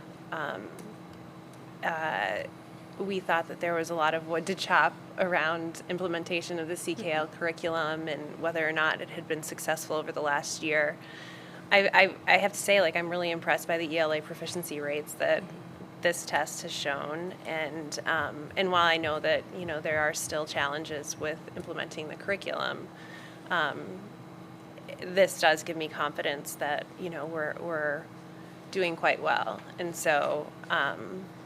I know the landmark sort of recognized you and said, maybe you have a big smile on your face or something to that effect. But I think it's also important to just really recognize that in addition to all the work that you've put into this, our school leadership teams Yes. and all of our teachers have really been the real drivers of this success. And so thank you to our teachers Yes. and to our district school leadership teams for these results, because I know it's a lot more that goes into it than what we're seeing here just in a bar.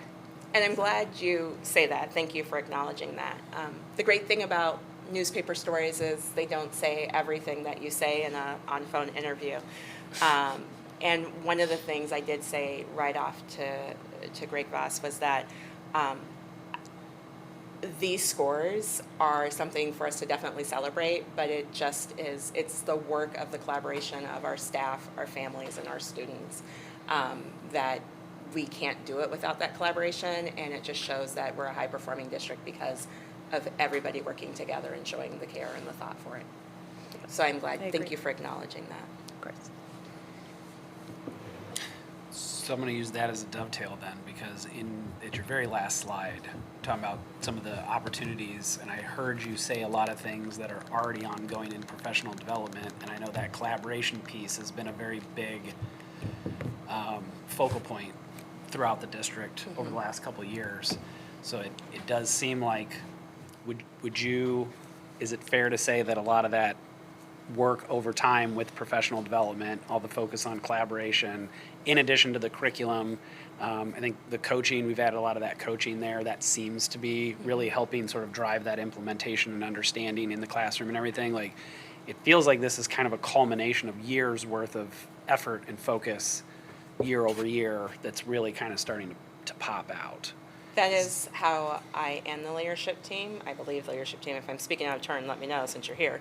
But that is what we feel, that it is coming together. There's still work to be done. Sure, always is. Always, Yeah. right? But yeah, we're starting to see some of that come together where you can see with some of the teams who the collaborative work is fluid and comes naturally. You can see how they work with each other to just continue to grow their instructional practices. So yes, it is all working together, and it continues to move forward. Sometimes it feels like change is slow, but Yeah. it's happening. Big change is slow.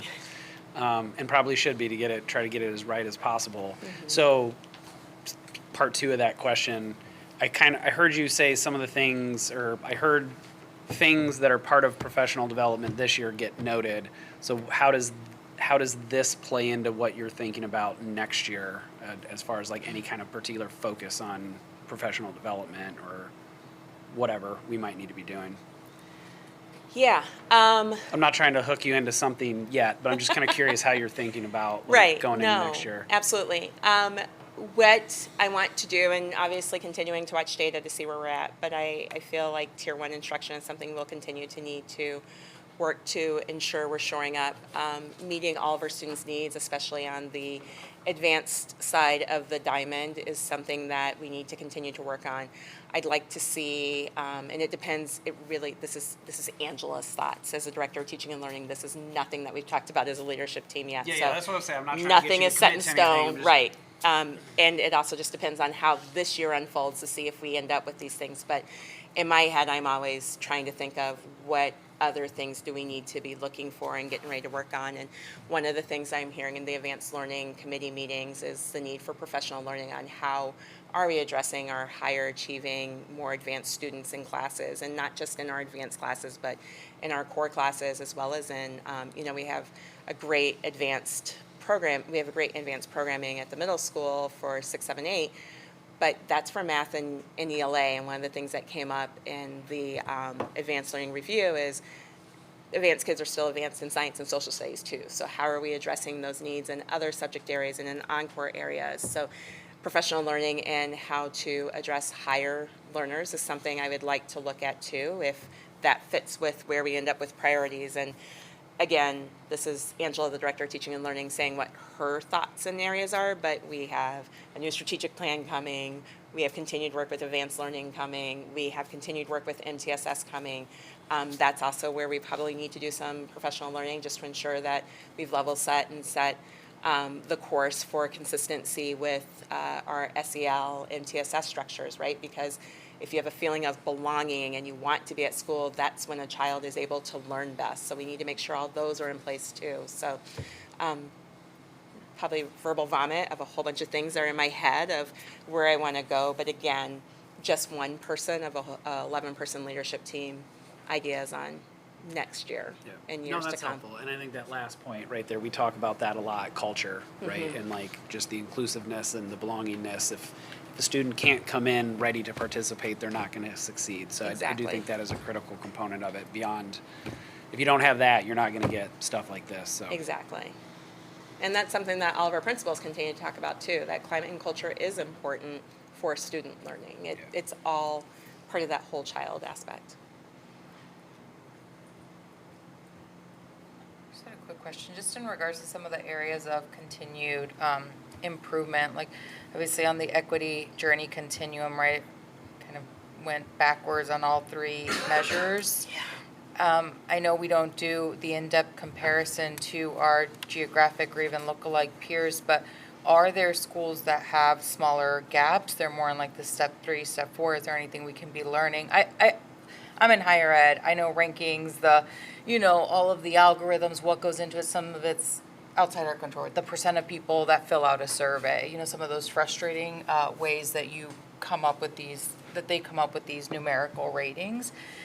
But yeah, just kind of wanted to learn a little bit more about how we can go in the direction of the arrow that we want for momentum, and if there's anything we can learn from surrounding or look-alike schools that might have smaller gaps in these elements. So I am curious to see how our English learners' progress to proficiency goes now that we have had, even our EL teachers have talked about how they've been able to better support students with the increased staffing, right? Because remember, this data is a year, it's 23, 24, right?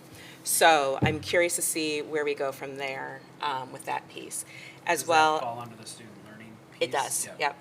And then the advanced 8th grade math piece is going to look at our continuum of services for math. And so part of that's going to come from our advanced learning committee work, which we will be working with the Northwestern Center for Talent Development still, and they're going to bring to us how other districts are looking at advanced continuum of services and how services are provided, so we can see what's working where, and also talk about what research says. So they'll be playing a role in helping us with that too, so that we can look at that piece.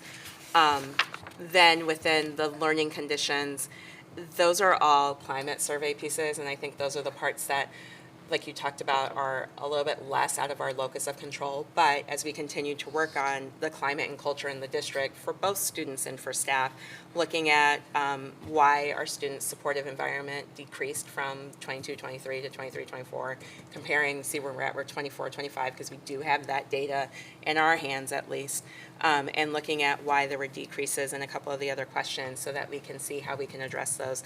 That's how we would address, that's how we could start to look at the learning conditions. And some of that might be looking at lookalike peers, but some of it's also just looking inward, right, and reflecting on what can we do to help with those 5 essential climate questions.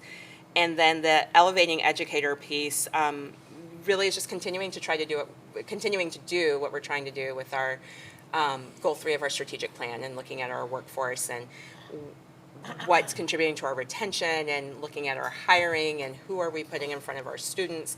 That's where we'll go with that. So I think that the equity journey continuum, the student learning pieces, are pieces that we might reach out to other districts about, but the other parts are probably more reflective of how can we improve within our structures and systems.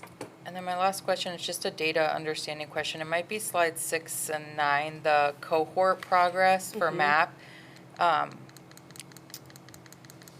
So am I reading this correctly, that the MAP reading cohort progress, the achievement percentiles, were exactly the same as the math ones? Shouldn't be, did I not change numbers? I don't know, like, okay, so 88, 83, 90, 91, right? And then if you look at the reading ones, they're like exactly the same. That's a bummer. No, they're Sorry, not. I'm not to call. I was like, wow, that's like they were exactly the same. The As many eyes have been on this, you're the believe first one it. to catch I'm that. sorry, I didn't want to call you out. This is such a comprehensive report. but- I can get that changed and get the right numbers to you. Okay. Anyone can change it in the Yes. board book too. Yes. I didn't catch it. Yeah, as many eyes have been on it. No, yeah. Thank you, though. You did read it right. It's just. Okay, I was like, wow. It's just wrong. So I will get that corrected. It's the policy eye. I appreciate it. I'm kidding. Thank you. Yeah. Thank you. Any other questions? All right. I'll just echo what Selena said and what the newspaper said as well. These are really good results, and there's always opportunity for improvement, but I think we continue just to have really high-achieving district, high-achieving schools and students, and so, yeah, everybody that put work into this should be happy with this, and we'll keep chipping away and trying to make them better. Thank you. Thank you. Thank you very much. I know this group that's sitting back here, they were thanked before, but I also want to thank them that truly the progress that students make and the supports and services that our students receive are our great group of teachers, but our principals leading them make just a huge difference and a huge impact. And I'm also going to suggest that they all leave. They really wanted to be here for the student achievement piece, and I don't know if they are welcome to stay for the tax levy, Yeah. but That's anyway. the most important part, Yeah. right? You got to pay for all of this summer. Right. I am not going to hit my 9 p.m. target, so you're more than welcome Thanks, to go. thanks all for coming. Have faith. I'll be quick. We can table morale. David's not here. I would say something like, I know our teachers don't really want us to, but we might have more data by the 12-member regular board meeting. I'm just like, I know this is getting long, so just a thought. Okay. I know, like we talked about, like, I don't want to keep burying it either, so. I mean, we've only got, I don't think there's much to talk about on ice, but, okay, I might make a pivot. All right, so we're moving on to finances. I'll hand it over to Ms. Claps. We just got the tax levy. The Finance Committee met last week to get a preview of the tax levy, and I will turn it over to Mark for detail. Yeah, so I'm not 100% familiar with what you received in the past. I did provide a memo, which I think is self-explanatory, about some of the key points, which I think the one I'm going to reiterate maybe 3 or 4 times tonight and again on November 19th, is that the CPI is at 2.9%, which means that the board is capped on any existing property to raise it no more than 2.9%.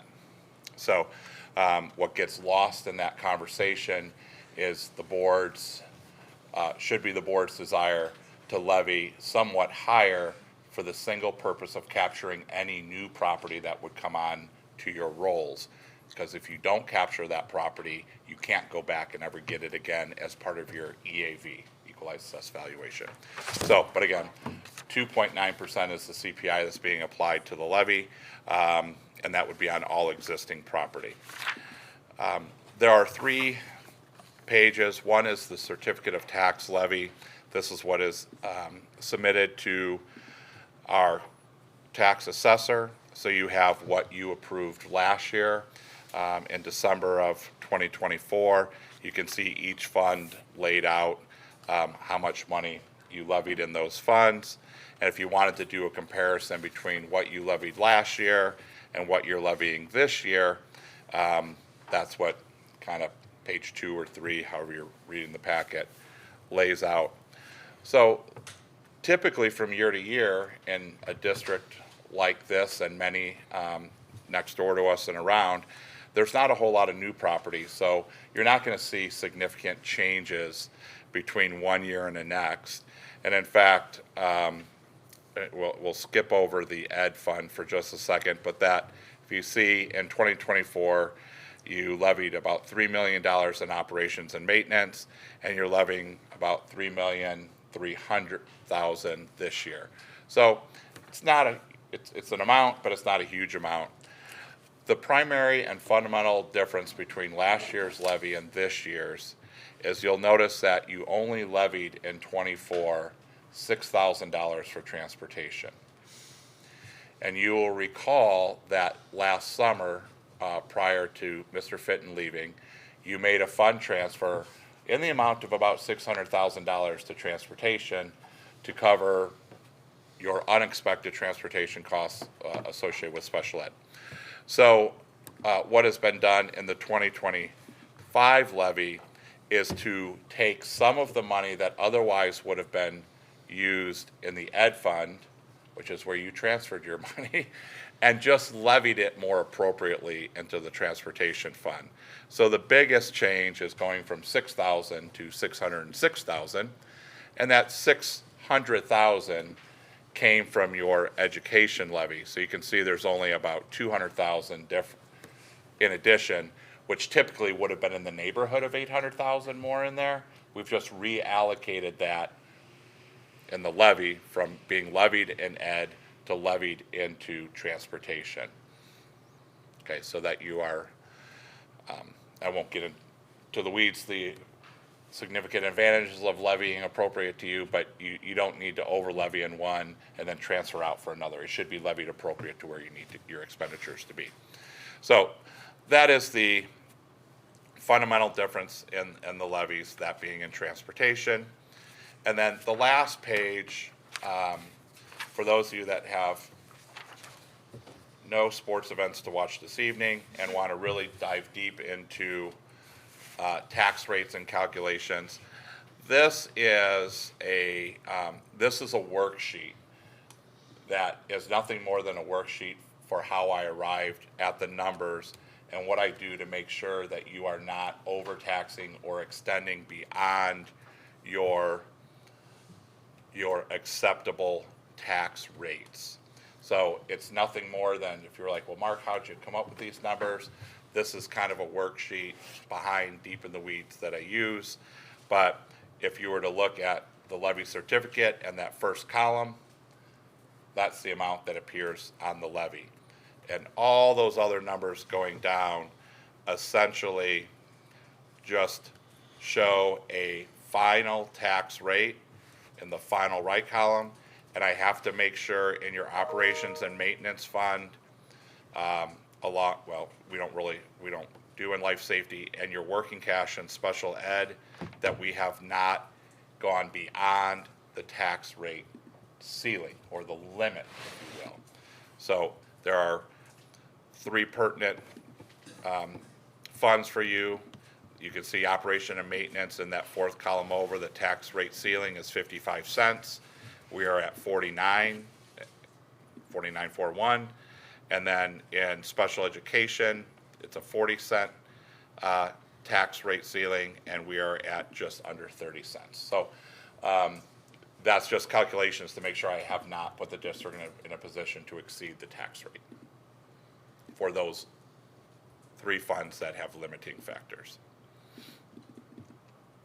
But again, more for my calculations, but I didn't know how deep in the weeds this board wanted to be.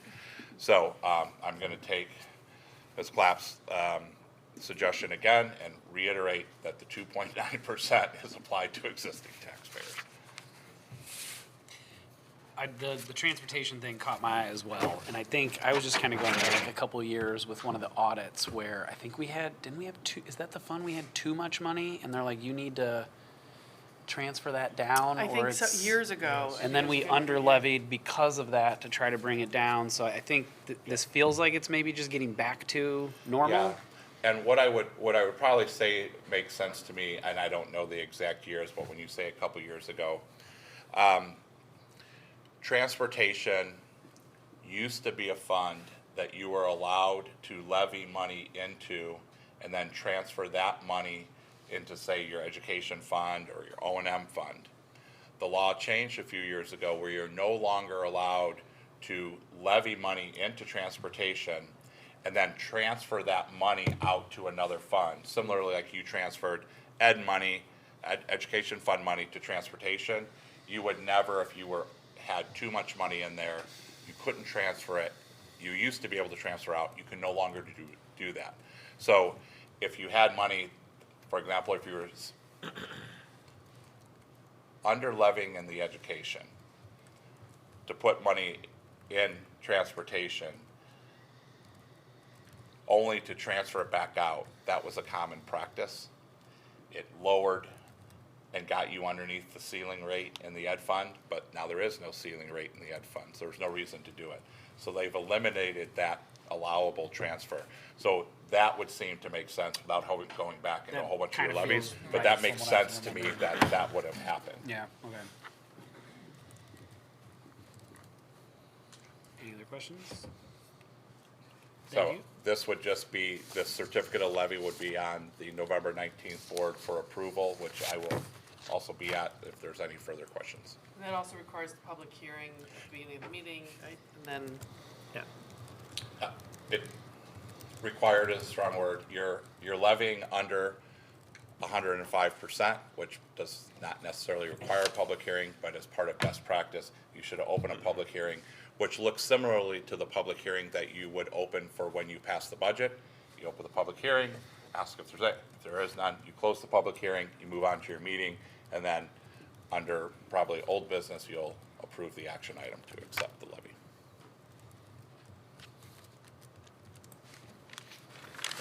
Thank you. Thank you.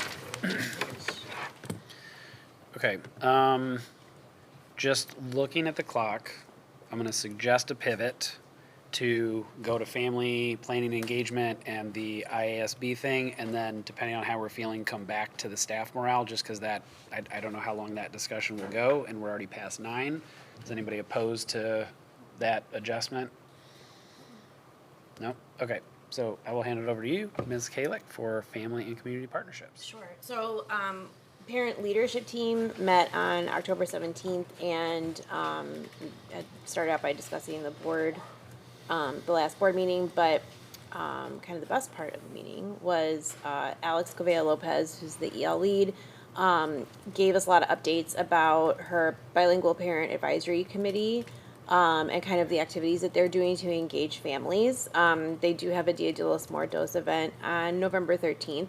And she kind of presented to the PTAs and PTOs, you know, just like other ideas that we might have to kind of team up with her, you know, to help promote inclusion of families throughout the school.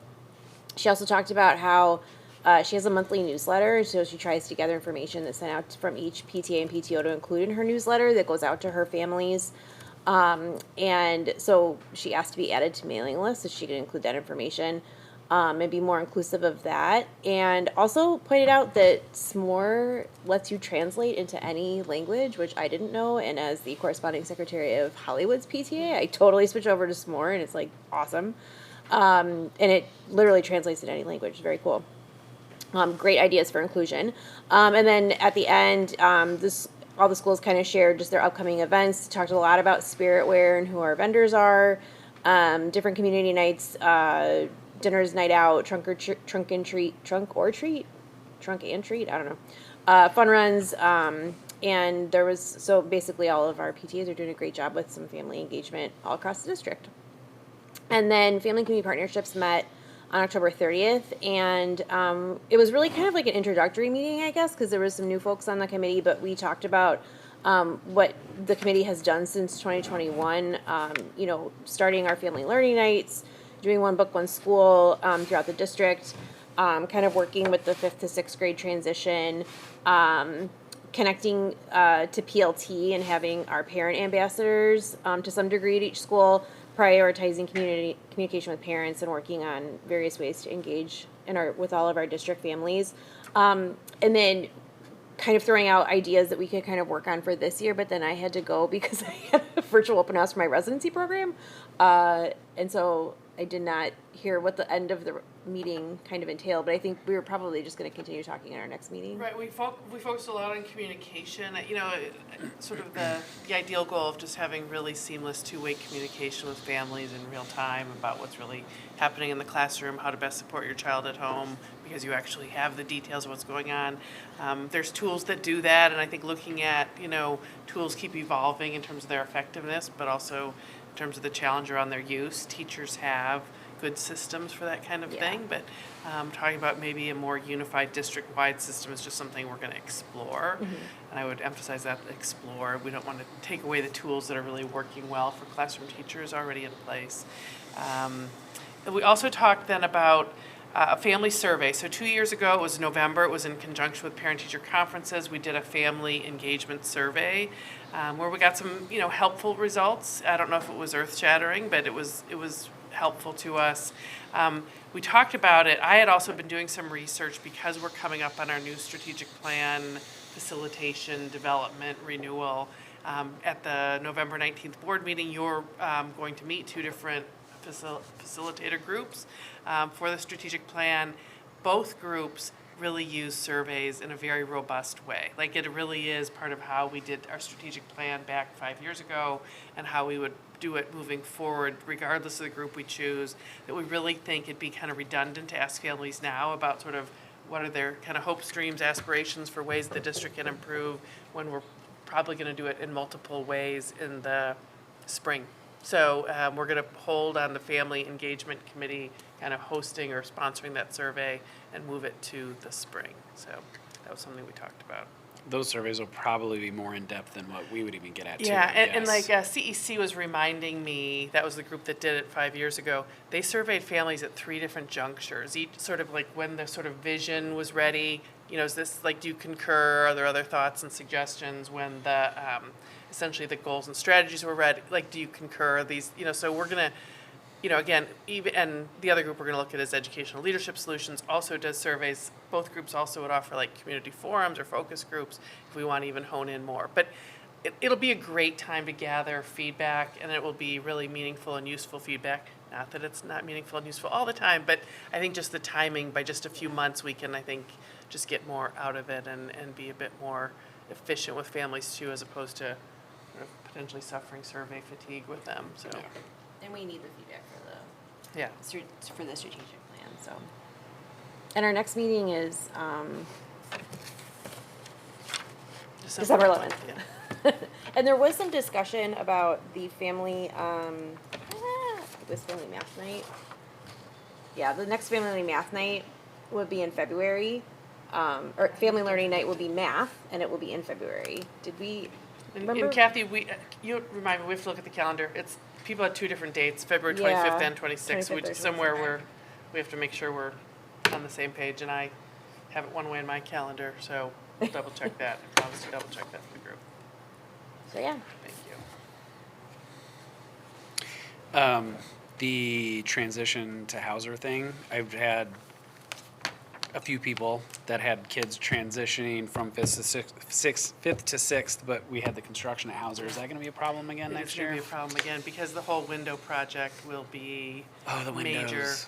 as well as the ongoing tuck pointing. Yeah, I was wondering if the tuck pointing would be smaller, that maybe we could. Yeah, it's the windows now Okay. that'll be the reason to not be on that campus. That was Well, something for what the it's group- worth, people yeah. really like it. Yeah, And- that was something the group talked about, that even though it wasn't at Hauser, still the idea of learning to use combination locks, they used some video and sort of, and also just the coming together of the 4 elementary schools, the kids and actually meeting kids. So families that did participate reminded us that it really had been meaningful, even though it wasn't on the Hauser campus. Yeah, you just missed the walking, the Yeah. schedule, and Yeah. familiarity with the building, but Yeah. yeah.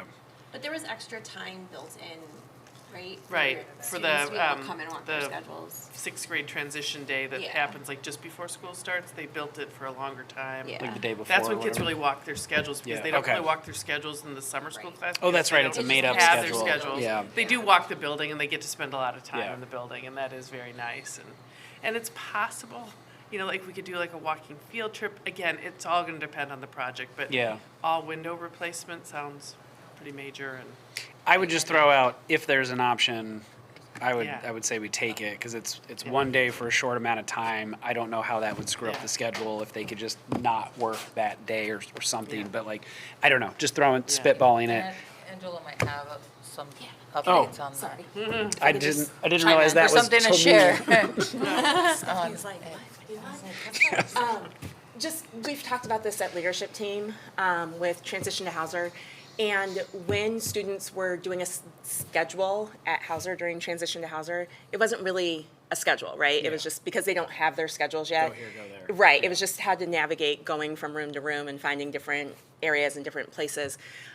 So what Dr. Dwyer and I have talked about in looking at the fact that we weren't going to be able to use Hauser again is Mr. Mason had done the transition to Hauser class at Ames last summer, and he still provided that opportunity for students to move from room to room, and he set up, like, this is the gym, like, he put signs and stuff throughout Ames, and so they still have the experience of, okay, you've got this much time to get to this class, to get to this class, to do the transitioning part, or the moving between classes part. So we would continue that, and then everything else was still the same, because it's also just about, transition to Hauser is more than, that's the fun part, running around Hauser. Yeah. But it's more than that, it's about the executive functioning skills that are needed when you're going to a middle school class, and how are you keeping track of all of your materials and your folders, and like the locker lock that all the kids are worried about. And so even when we were at Hauser, he would still use the old-fashioned combination locks for the kids to practice, which isn't the same as the Hauser lockers. We all know, especially those of us that have kids using the Hauser lockers.